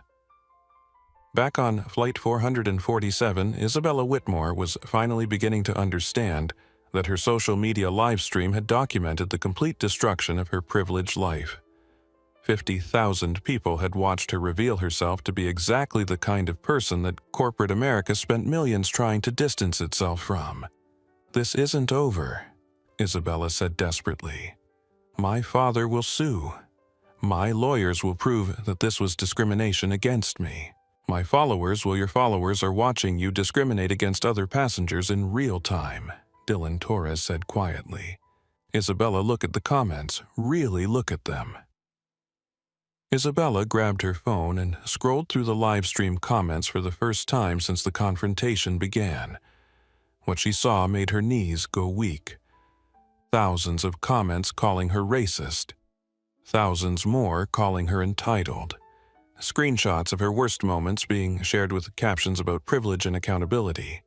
Major social media influencers posting reaction videos criticizing her behavior. Corporate sponsors beginning to distance themselves from her brand.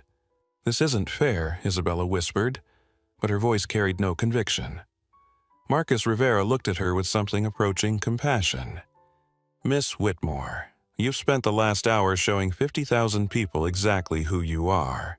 They've watched you harass airline employees, discriminate against fellow passengers, and reveal beliefs that most people find morally reprehensible. He paused, letting her process the scope of what she'd done to herself. The consequences you're facing aren't unfair. They're inevitable. This is what happens when privilege meets accountability in the age of social media. Isabella looked around the cabin one last time at the crew members who were staring at her with professional disgust at Dylan, who had finally stopped enabling her behavior at the passengers whose travel experience she destroyed with her entitled tantrum. I want off this plane, Isabella whispered. Captain Rodriguez nodded to her crew. Miss Whitmore will escort you back to the terminal immediately. Your luggage will be returned and you'll be placed on our airline's no-fly list pending investigation. No-fly list? Isabella's voice cracked. You can't ban me from flying. I have important places to be. I have commitments. You have exactly what you've earned, Marcus Rivera said with quiet finality. Nothing more, nothing less. As security officers boarded the aircraft to escort Isabella Whitmore back to the terminal, her Instagram livestream finally ended. 53,000 people had watched a masterclass in the difference between borrowed privilege and earned respect. The last comment before the stream cut off read, "When keeping it entitled goes wrong." Isabella Whitmore's removal from Flight 447 took exactly 7 minutes and was witnessed by 53,000 livestream viewers before Dylan Torres finally ended the broadcast. Security officers from JFK Airport's Port Authority escorted her through the jetway while she alternated between demanding to speak to supervisors and insisting that the entire incident was an elaborate setup designed to humiliate her. This is discrimination, Isabella repeated as officers guided her through the terminal. This is revenge. This is corporate conspiracy. But her protests fell on deaf ears because by the time she reached the gate area, videos of her confrontation were already spreading across every major social media platform. Twitter was exploding with #Isabella Whitmore hashtags. TikTok users were creating reaction videos. Reddit threads were dissecting every aspect of her behavior with the surgical precision that only anonymous internet users could provide. Meanwhile, back on Flight 447, the cabin had fallen into an almost supernatural calm. Marcus and Simone Rivera had returned to their champagne and their anniversary celebration, but the crew members were processing what they'd just witnessed with varying degrees of shock and admiration. "Mr. Rivera, Tommy," Santos said quietly as he refreshed their drinks, "I just want to apologize." For Tommy Marcus interrupted gently, "You handled that situation with perfect professionalism. You remained calm, followed protocols, and protected the safety and comfort of all passengers. That's exactly what I hope to see from Meridian Airlines crew members." Tommy felt a wave of relief wash over him. For 40 minutes, he'd been terrified that his career was ending in the crossfire between an entitled influencer and an unknown passenger. Learning that the unknown passenger owned the airline and approved of his handling of the situation felt like winning the lottery. Captain Rodriguez appeared in their suite doorway, her expression mixing professional respect with obvious curiosity. "Mr. Rivera, I apologize for not recognizing you earlier. Our passenger manifests don't typically include They shouldn't include special notations, Marcus replied. My wife and I prefer to travel as regular customers. It's the only way to truly understand the service experience we're providing. Simone squeezed her husband's hand under the table. After 20 years of marriage, she was finally seeing the full scope of what Marcus had built during his post-military career. So, when you said you owned some interests in aviation, Marcus smiled sheepishly. I may have understated things slightly. Slightly, Simone stared at him. You own the airline, Marcus. You own this airplane. You own? She gestured around the luxurious suite. How much of the aviation industry do you actually control? Before Marcus could answer, his phone buzzed with an urgent call from his legal team. Excuse me, he said to Captain Rodriguez and Simone. I need to take this. The conversation was brief but intense. Marcus listened, asked several pointed questions, and gave what sounded like very specific instructions about corporate procedures and public relations protocols. What was that about? Simone asked when he ended the call. Damage control, Marcus replied grimly. Isabella Whitmore's live stream reached over 100,000 total viewers when you include shares and reposts. Major news outlets are picking up the story. Our public relations team is fielding interview requests from CNN, Fox Business, and the Wall Street Journal. Captain Rodriguez felt her stomach drop. Sir, how serious is this for the airline? Marcus considered the question carefully. That depends on how we respond. This incident has given us an opportunity to demonstrate our commitment to equal treatment for all passengers.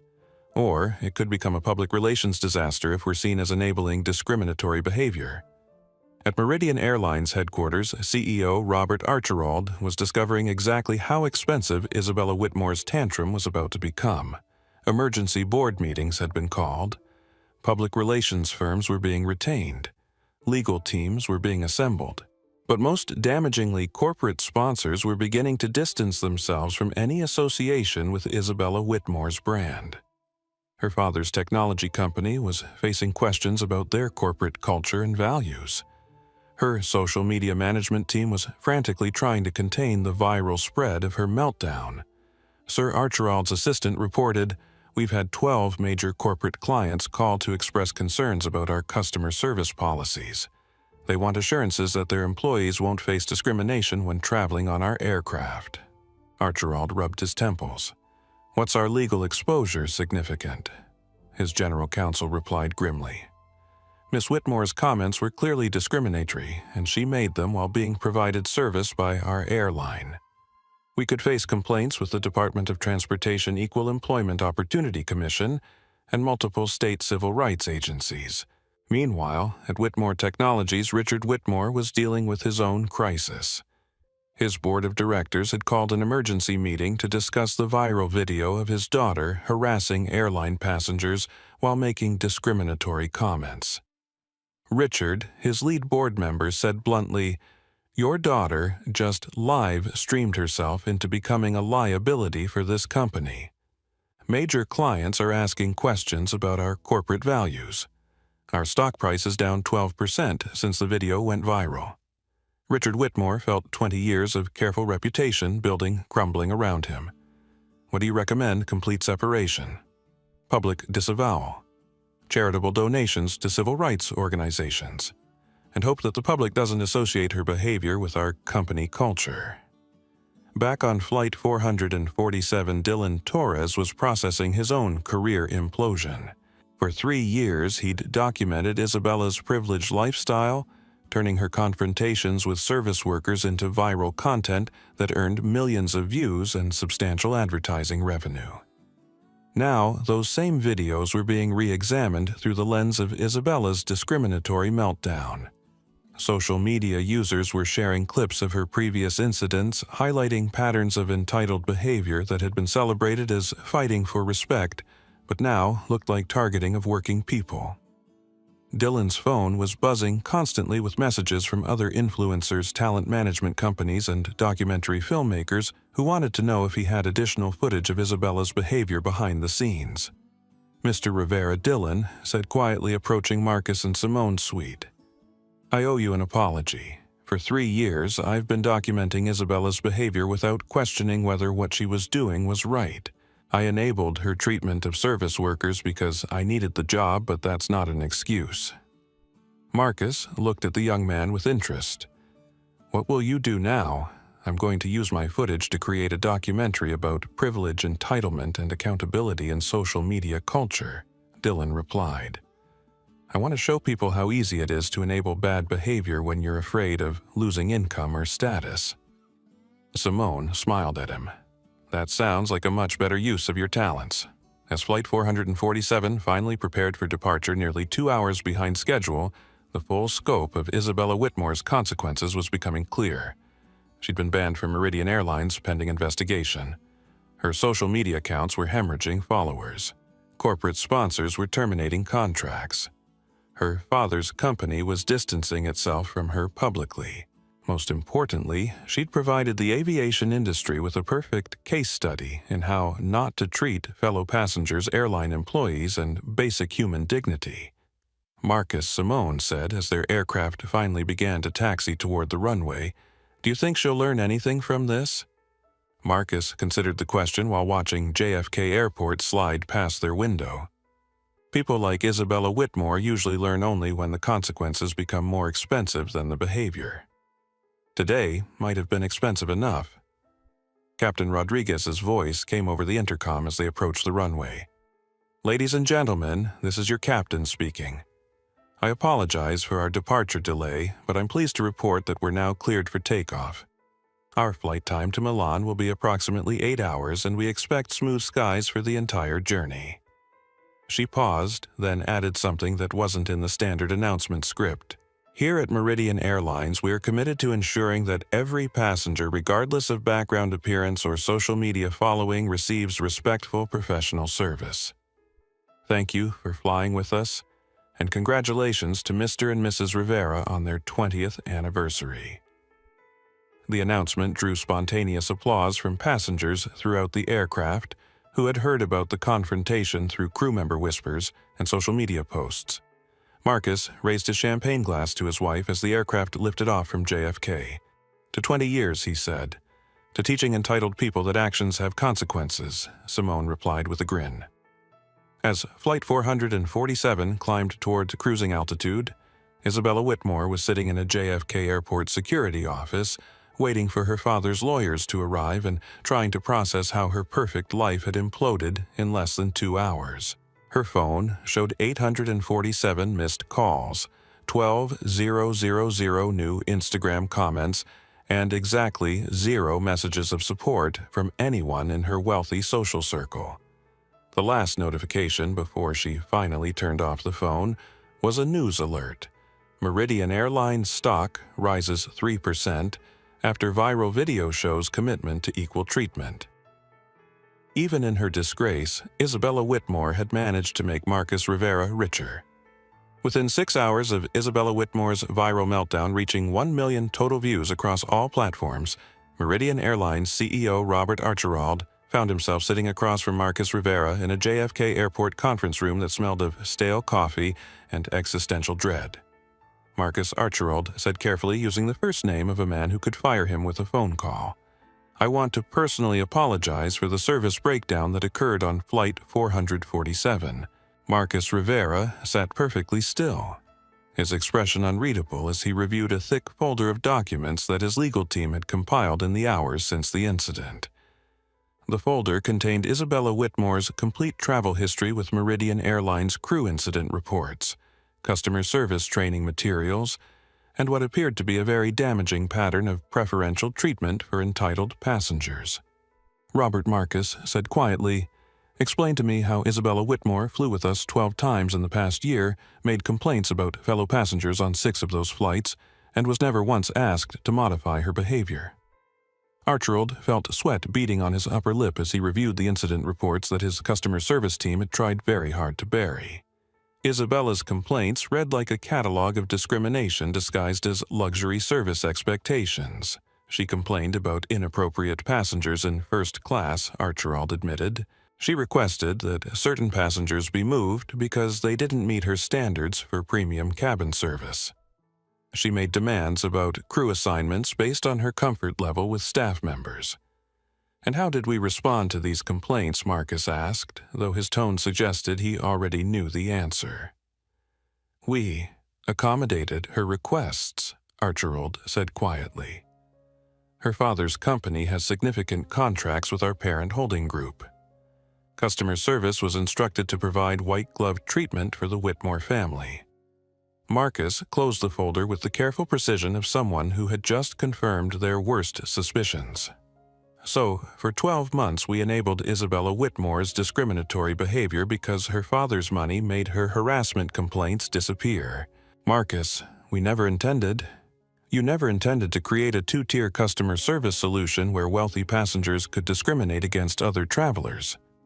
Marcus's voice remained calm, but Archibald recognized the tone of someone whose patience was approaching absolute zero.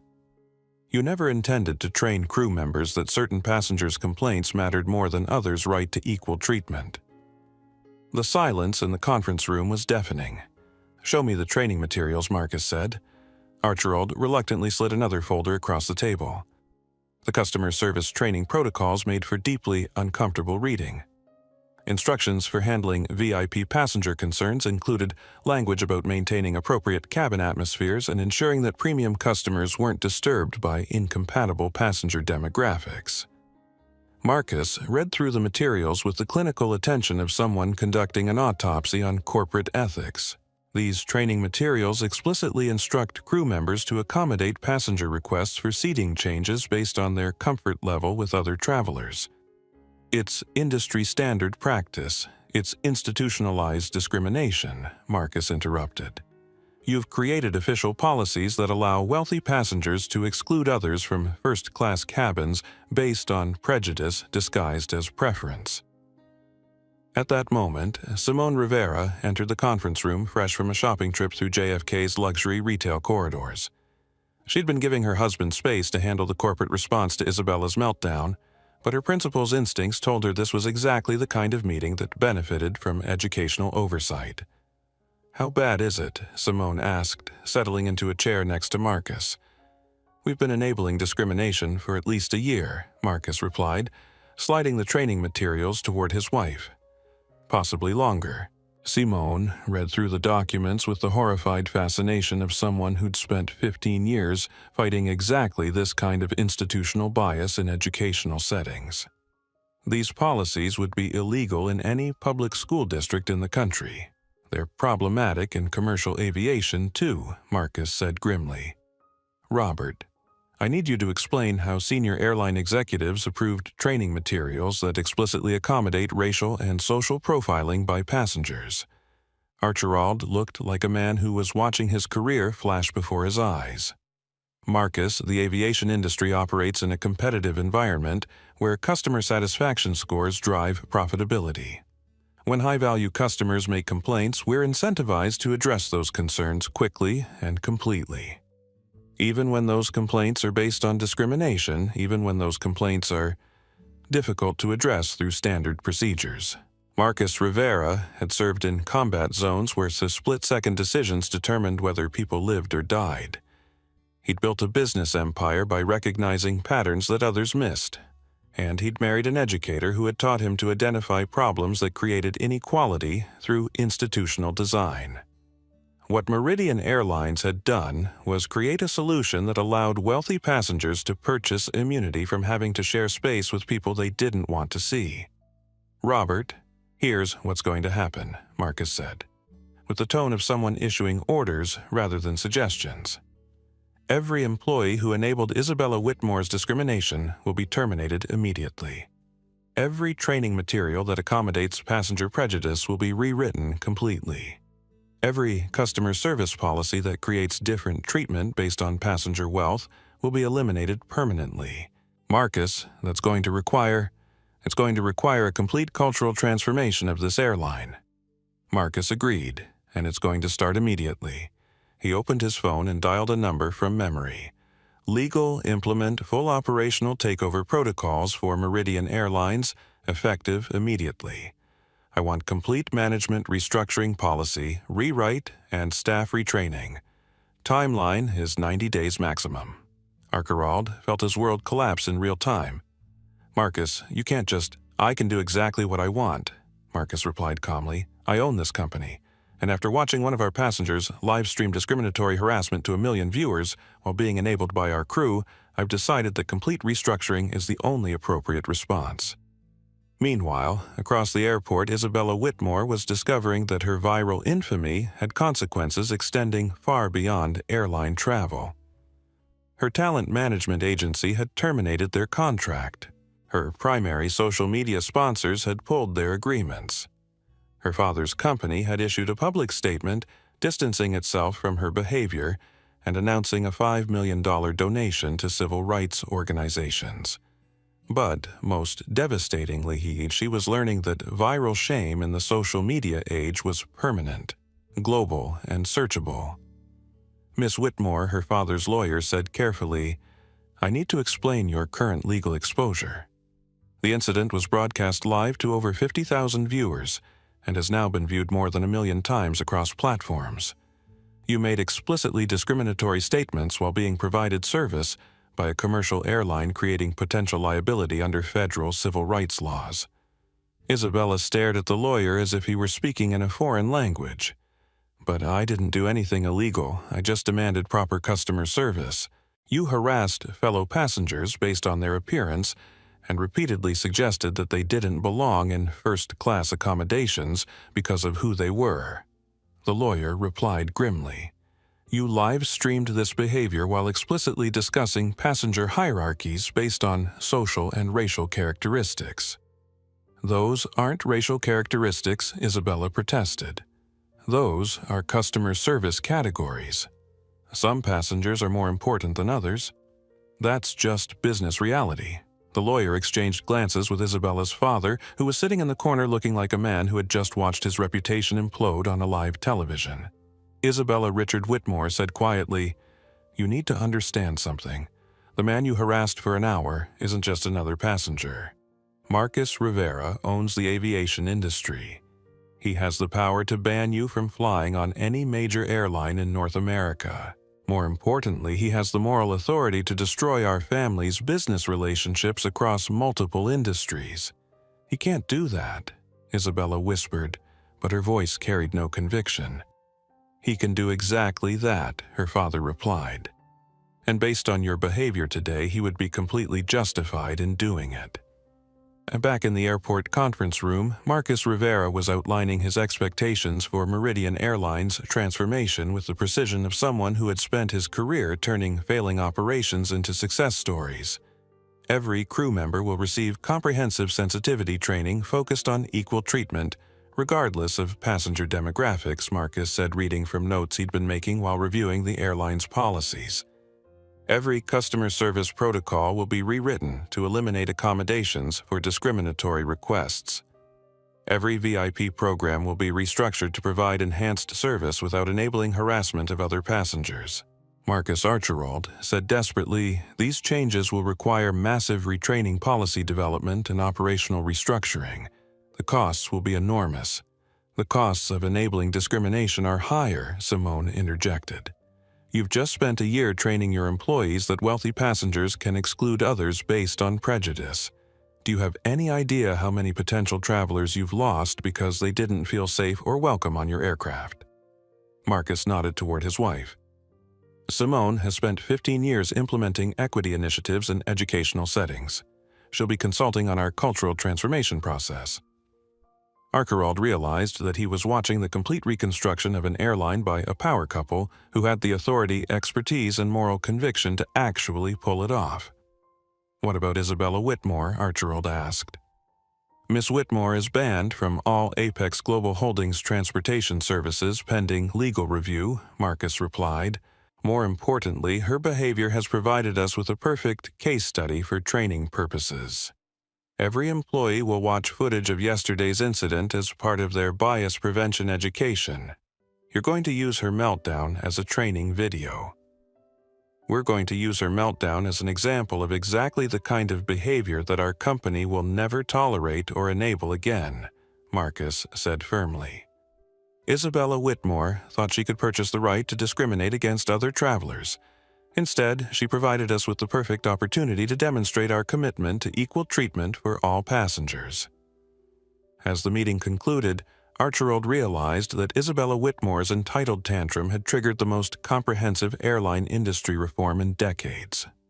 Her live-stream discrimination had become the catalyst for changes that would affect millions of travelers and thousands of employees across multiple airlines.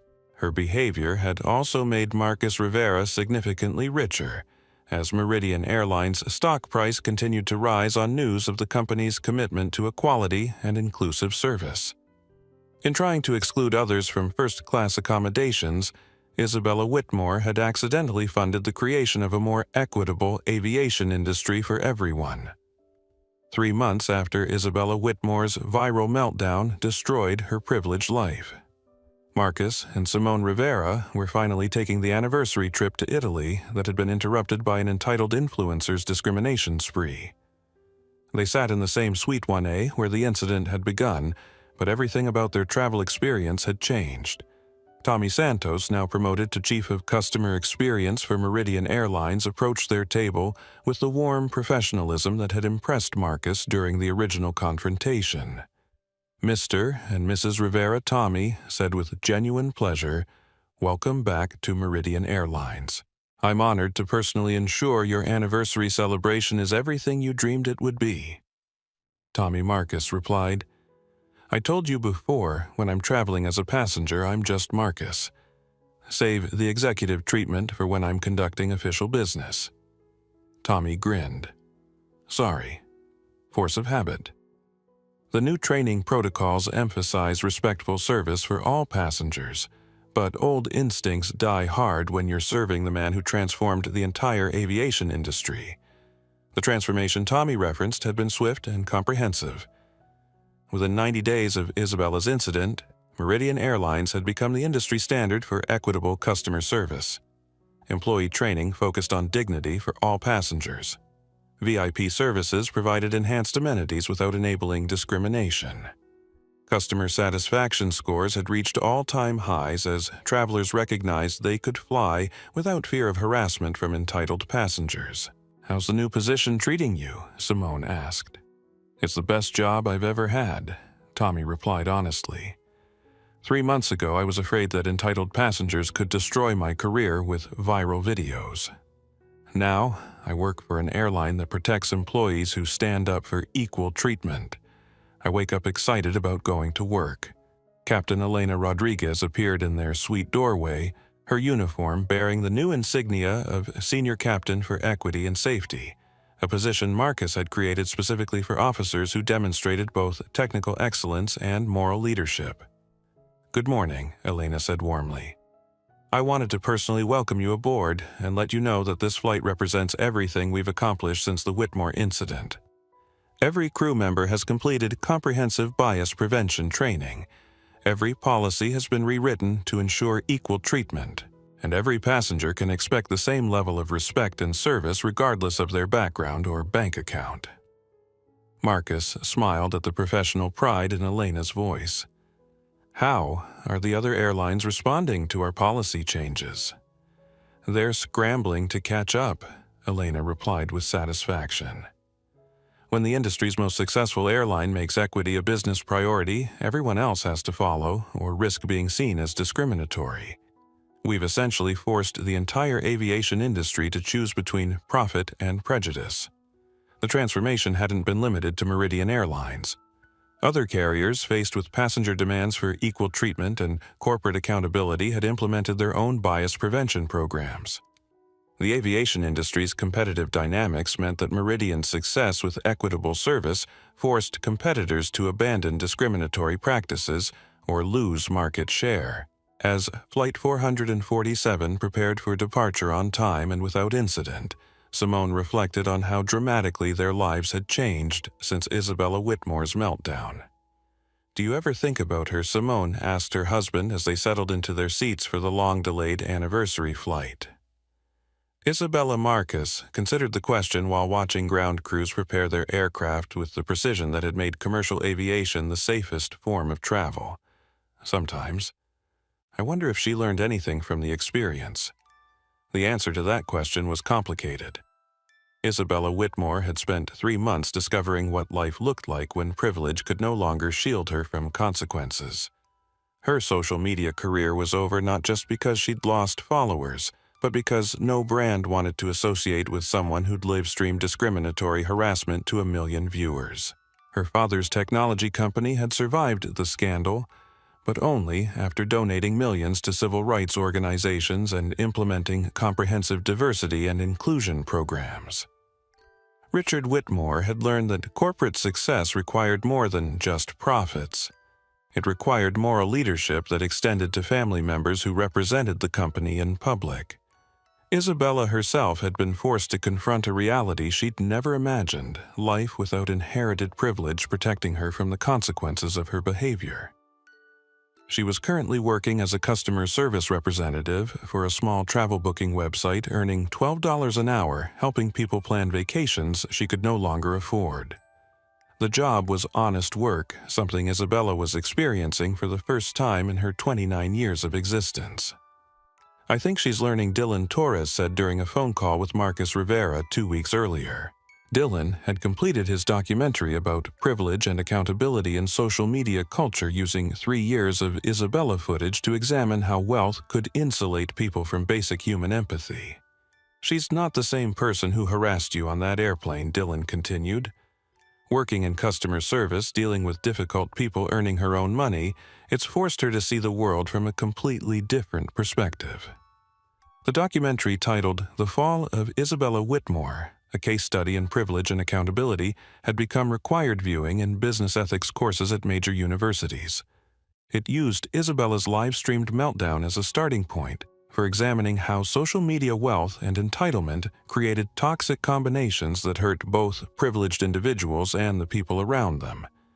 As she apologized, Marcus had asked. "She's tried," Dylan replied. "She sent letters to you, your wife, Tommy Santos, Captain Rodriguez, and everyone else she harassed.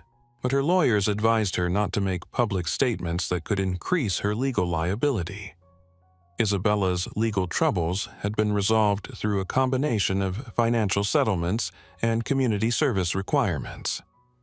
She'd been required to complete 500 hours of customer service training in hospitality and transportation industries, learning to treat service workers with the respect she'd never shown them during her privileged life.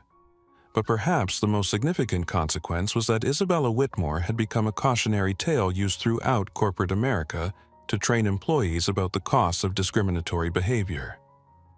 Her live-streamed meltdown was shown in sensitivity training sessions across multiple industries.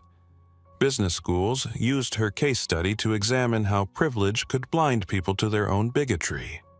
Social media management companies used her story to warn influencers about the permanent consequences of viral shame. Isabella Whitmore had achieved the fame she'd always wanted, but as an example of everything wrong with entitled culture, rather than everything right about luxury lifestyle. Sometimes the best thing that can happen to someone is losing everything that was never really theirs to begin with, Simone said, as their aircraft climbed toward cruising altitude above the Atlantic Ocean. Marcus nodded, watching the sunrise paint the clouds in shades of gold and orange. Isabella Whitmore spent 29 years believing that her worth was determined by her father's money and her social media followers. Maybe losing those things will help her discover who she actually is underneath all that inherited privilege. Captain Rodriguez's voice came over the intercom as they reached cruising altitude. "Ladies and gentlemen, we're now at our cruising altitude of 39,000 feet, with clear skies and smooth air for the remainder of our flight to Milan.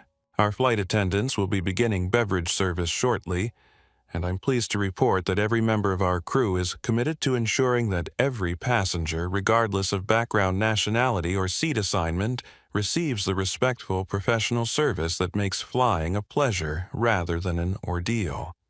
She paused, then added something that wasn't in any standard announcement script. "For those passengers who may have heard about recent changes in our industry, I want you to know that here at Meridian Airlines, we believe that dignity and respect aren't luxuries that can be purchased. They're basic human rights that every traveler deserves. Thank you for flying with us, and congratulations to all passengers celebrating special occasions today. The announcement drew applause from passengers throughout the aircraft, not just for the professionalism of the crew, but for the recognition that commercial aviation had been transformed into a more equitable experience for everyone. As Tommy Santos served their anniversary champagne, Marcus raised his glass toward his wife. To 20 years of marriage, he said. To learning that sometimes the most important victories happen when entitled people finally face consequences for their behavior, Simone replied with a smile. As their aircraft flew through clear skies toward Italy, Isabella Whitmore was beginning her shift at the customer service call center, helping frustrated travelers resolve booking problems and learning one difficult conversation at a time that treating people with respect wasn't about hierarchy or status. It was about basic human decency. Her entitled life was over. But for the first time since her live-streamed meltdown, Isabella Whitmore was beginning to discover who she might become if she learned to earn respect rather than demanding it. The transformation of an industry had begun with one woman's viral tantrum. Its completion would require one woman's quiet journey toward understanding that privilege was never a substitute for character. Justice Marcus Rivera reflected as he watched clouds drift past. Their window wasn't always about punishment. Sometimes it was about forcing people to finally grow up.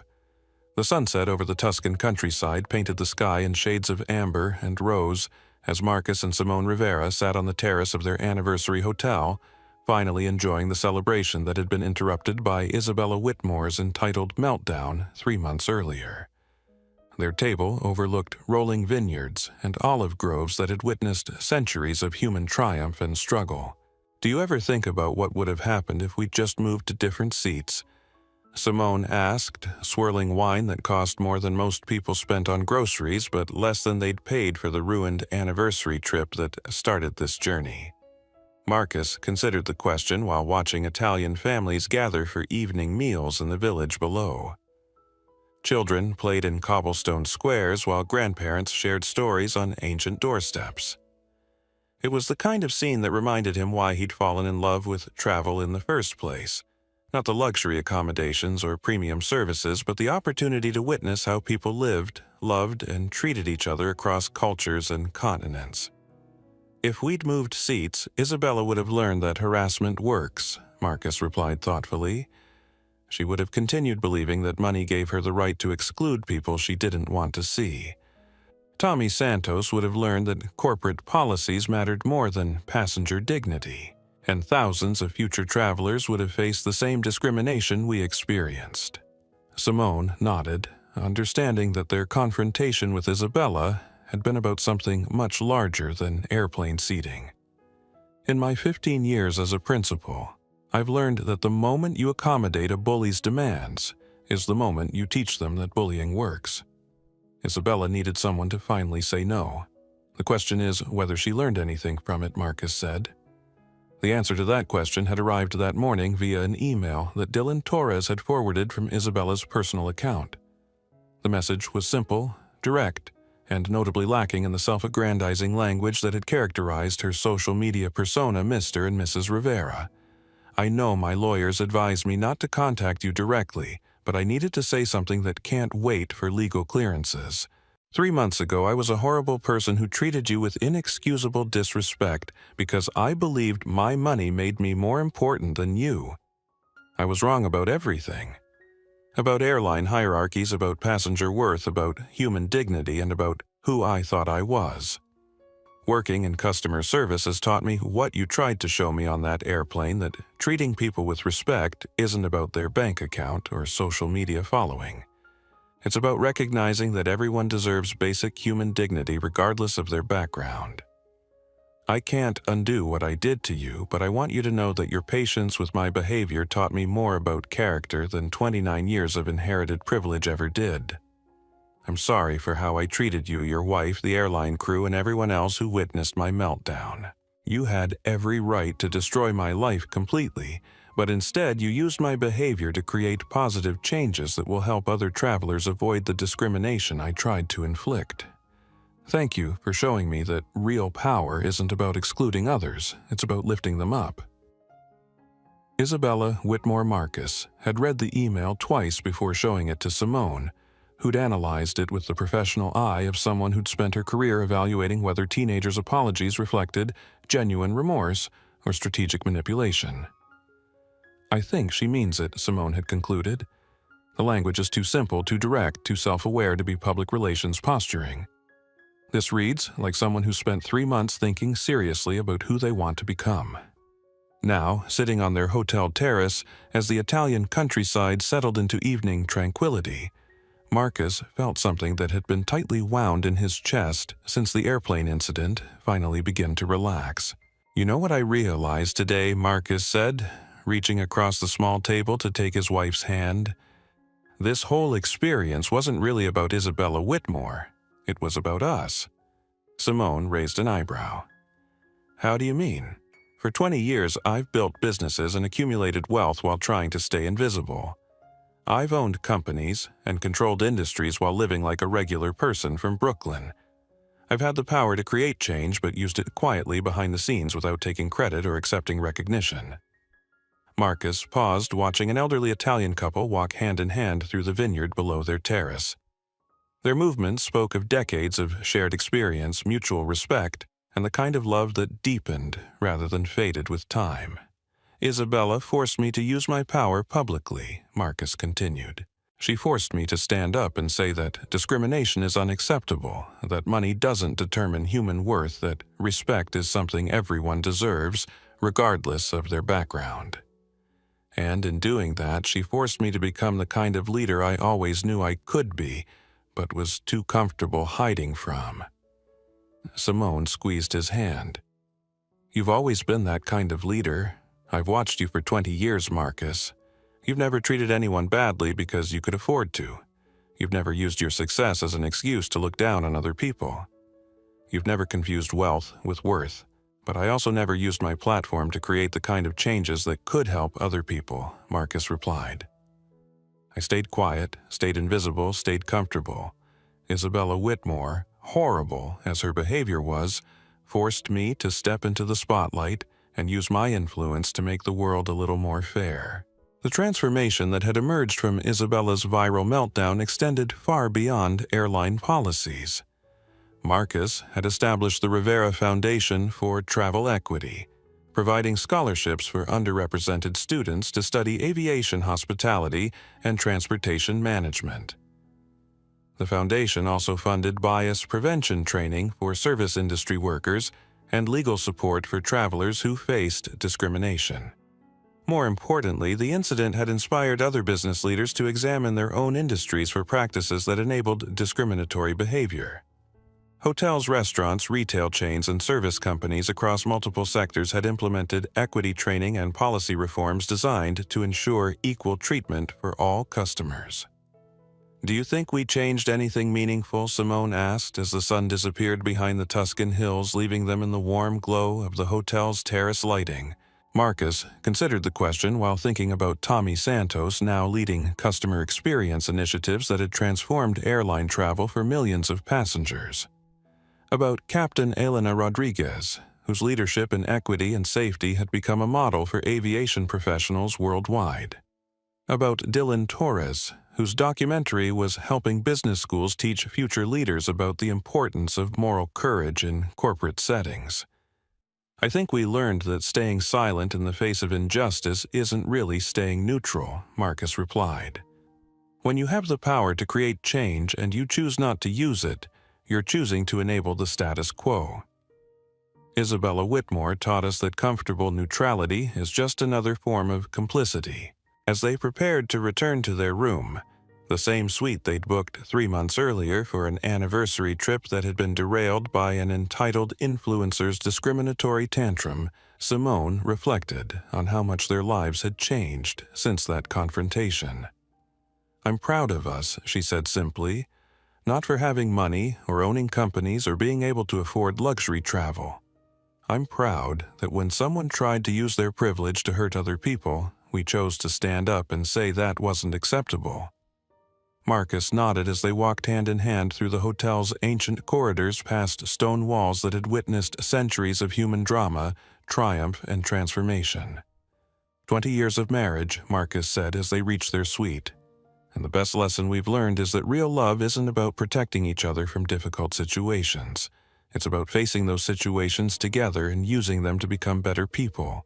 Simone smiled as she opened the door to their room, where rose petals had been scattered across Italian linens and champagne chilled in crystal buckets. The anniversary celebration they'd planned 3 months earlier was finally happening, but they were different people now than they'd been when they first booked this trip. To 20 more years, Simone said, as they settled onto their private balcony overlooking the Tuscan countryside. To using whatever privilege we have to make the world a little more fair for everyone else, Marcus replied, raising his glass toward his wife and the star-filled sky above them. Their anniversary trip was finally perfect, not because of the luxury accommodations or premium service, but because they'd learned that the most important journey isn't to distant destinations, but toward becoming the kind of people the world needs more of. 1 year after Isabella Whitmore's live-streamed meltdown changed the aviation industry forever, Marcus Rivera stood before an audience of airline executives, customer service professionals, and civil rights advocates at the International Conference on Transportation Equity. The annual gathering had been created in direct response to the incident on Flight 447, bringing together industry leaders who were committed to ensuring that travel remained accessible and dignified for all passengers. When my wife and I boarded that aircraft for our anniversary celebration, Marcus began, his voice carrying clearly through the conference hall. We had no idea that we were about to participate in one of the most important customer service lessons of the modern era. The audience, representing airlines, hotels, restaurants, and service companies from 6 continents, listened with the focused attention of professionals who understood that the story of Isabella Whitmore had become a business school case study in how privilege and prejudice could destroy careers, companies, and entire industries if left unchecked. Isabella Whitmore taught us that silence in the face of discrimination isn't neutrality, it's complicity, Marcus continued. When we have the power to create change and we choose not to use it, we become part of the problem we claim to oppose. The transformation that had emerged from that single airplane incident continued to ripple through multiple industries. The Whitmore Protocol's comprehensive bias prevention training programs developed in response to her viral meltdown had been implemented by major corporations across North America and Europe. Customer service standards had been elevated industry-wide as companies recognized that treating all customers with dignity wasn't just morally correct, it was profitable. Isabella herself had requested to address the conference via video message, a request that Marcus had supported despite some industry leaders' concerns about providing her with a platform. Her image appeared on the conference hall's main screen, showing a woman who looked dramatically different from the entitled socialite who had harassed airline passengers 12 months earlier. Isabella's hair was styled simply, she wore minimal makeup, and her clothing reflected someone who earned her money through actual work rather than inherited privilege. "My name is Isabella Whitmore," she said, her voice carrying none of the entitled arrogance that had characterized her social media persona. 1 year ago, I live-streamed myself discriminating against fellow passengers because I believed my father's money made me more important than other human beings. The conference hall remained completely silent as Isabella continued. I was wrong about everything.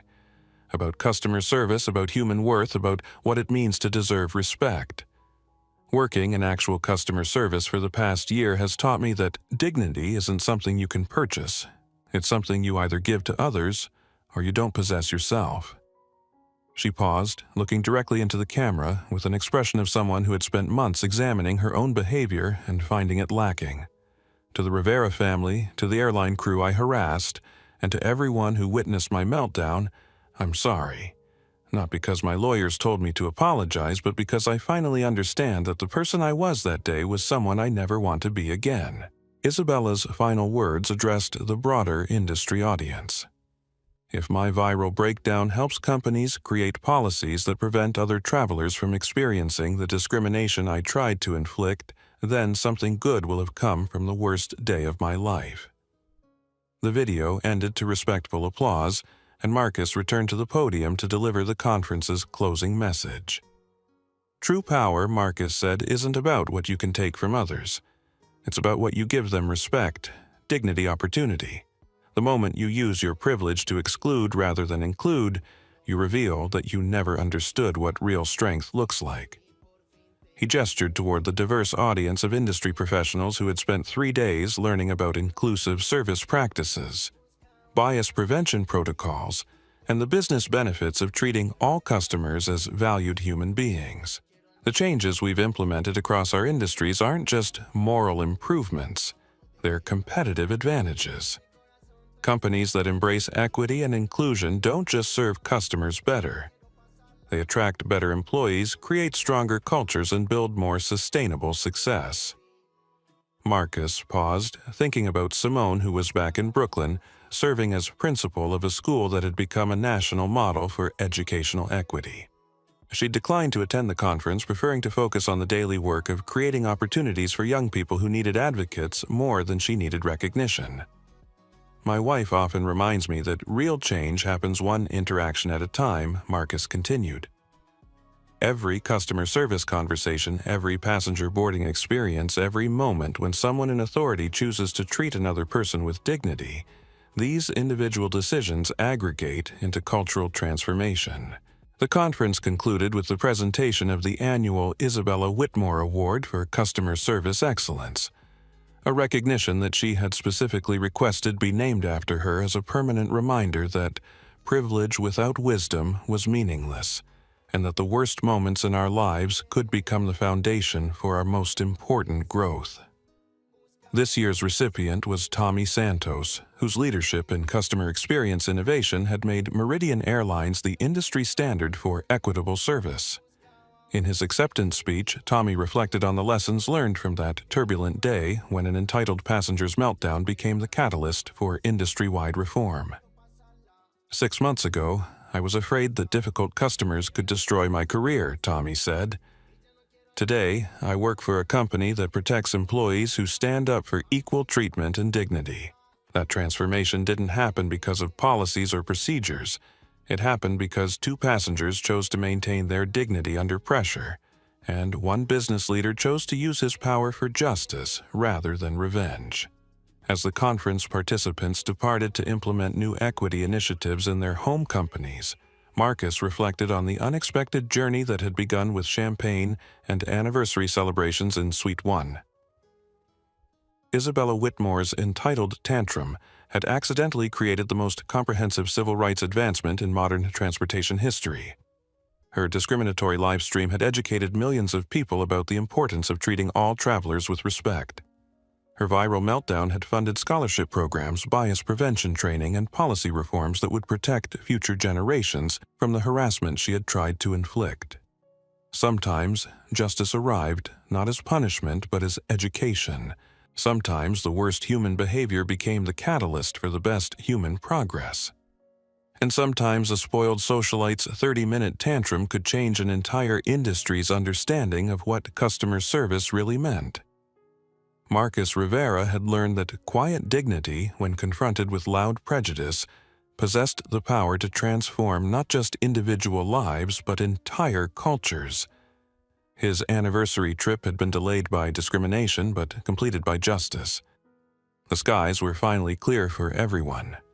Have you ever witnessed discrimination and chosen to stay silent?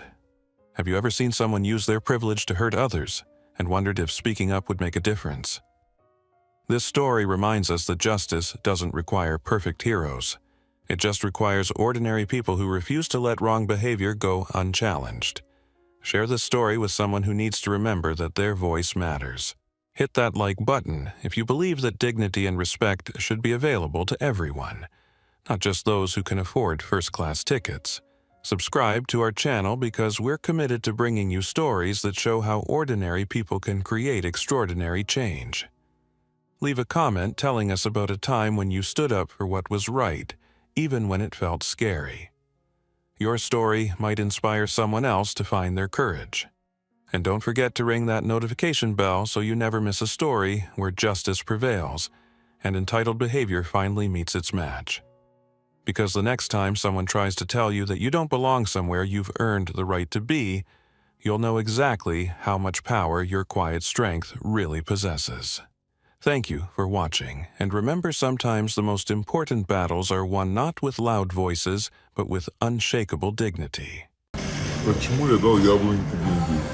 Типа, на что я ему дал? Я так и не понял. Расскажи. Я сейчас клип найду. Да там ничего такого, ну, просто ты дал деньги. На что? Просто спалить и уволяй его. Да ни на что ты не дал, просто он смешно так сказал. Мне по-любому кто скрыл себе информацию. Ничего. На развитие этого канала твоего.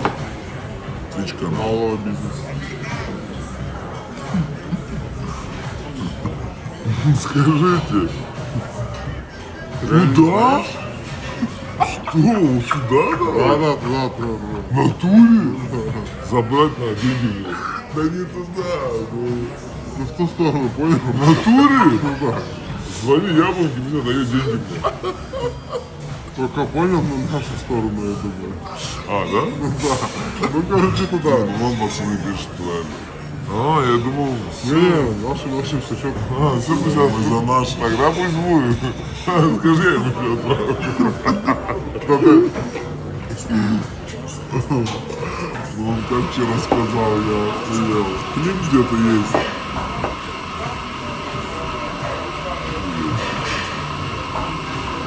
Вот это. А дед где мы вообще? Дед нажрался. Дед выезжает? О, свиная рулька пришла. Лысый. I'm in a sexy pop, and Ну вы лысые. рак яичек пришли. Ладно, садись. Зачем тебе Ролл-батон. друзей взял? Еще в одной форме, черной, блядь. Так может? Может, стоп? Слушай. Как это тут обратно делается? Ой, блядь. Оба. Нет, не может. А ты не заказывал? Ничего не заказывал? А, да? Что я тебе сказал?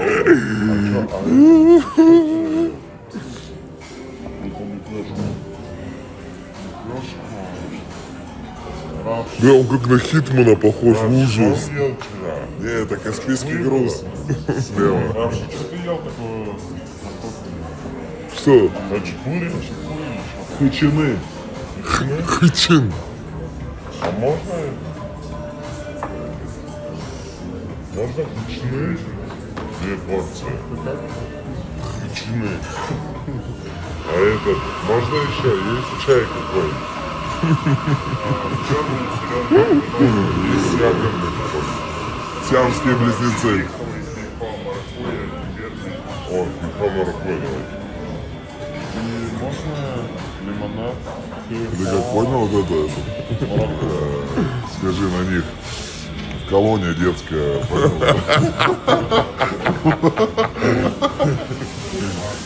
Делаем картофель с сыром?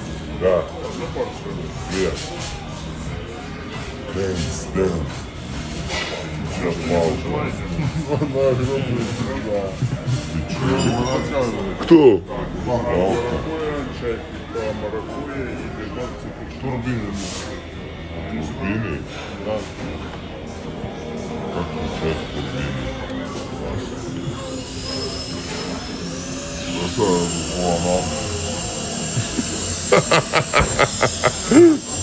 О, анар, говорит.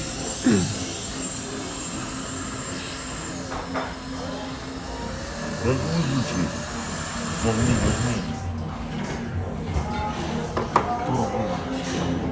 Фу, что это? Кто это сделал? Осуждаю, брат. Не слушайте Bad Boom. Этого генерала брата.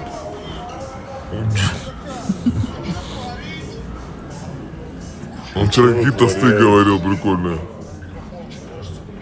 А что, дед приедет сегодня? Должен, но он уже нажрался, я вот не знаю.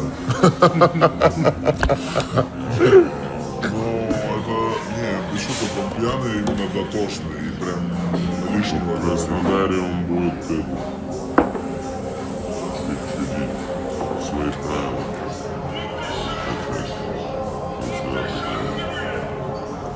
Я наберу. Через час, по идее, должен быть. Не пойду, Почему Саша не замутите? Блядь, ты дебил. А, нет. Я наконец-то отъебался от любовки. У меня шиперили с Сашей. Нахуй тут часа, блядь, спать. Актив в чате, ты где, дед?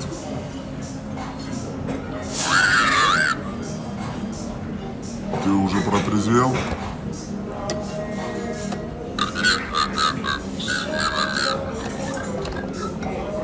Чё?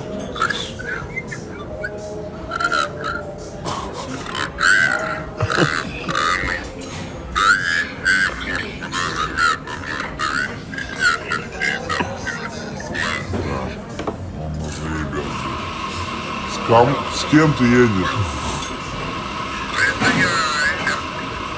А, здорово. Просто так же на центр города его привези и все. Ждем. Да. Все, ждем, давайте. Просто скажи ему, что дай мне трубку. Ему.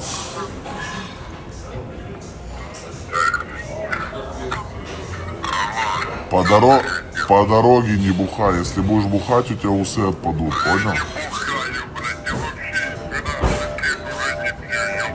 Ага. Все, давай, ждем. Не бухай, протрезвей, давай. В обед мне уже звонит. Так, Ой, еле разговаривал. Он уже очень Он пьяный. Давидика всю ночь провожал, бухал. Да? Да. Ой, я пока есть возможность, скажу вот то, что хотел сказать. Кто хочет поддержать Дагестан, заходите в Тубу. В Тубе есть сбор средств.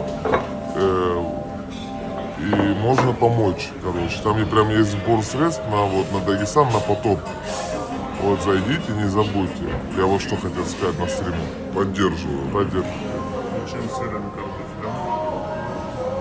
я там в Инстаграме выложил, ну, ты что тоже надо сказать. В Тубе все есть.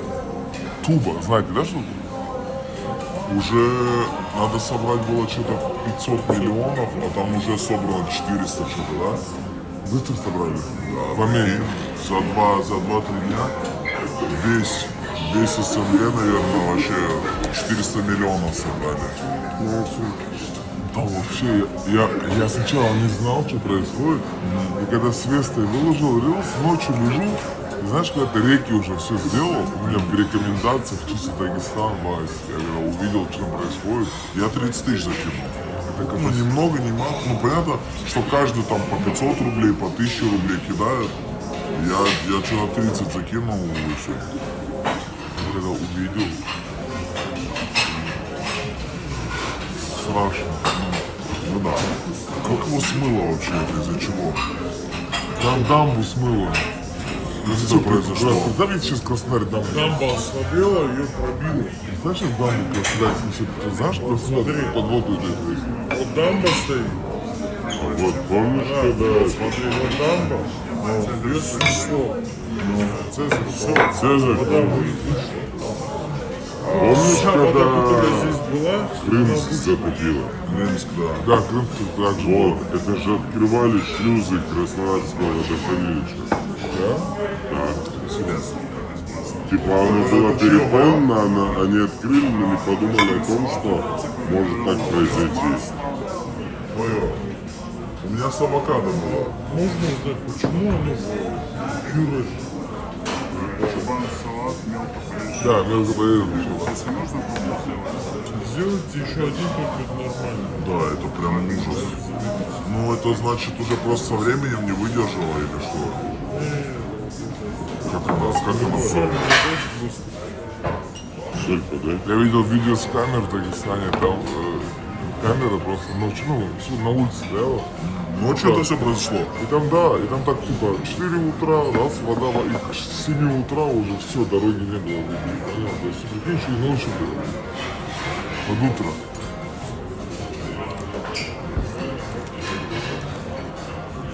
Лев мне звонил. Пожалуйста. Сказывается, в Грузии не приедете. От дождей пишут. Это от дождей типа. Ну, так ливни А были. есть кто с Дагестана сейчас вот смотрит? По-любому был. Да, все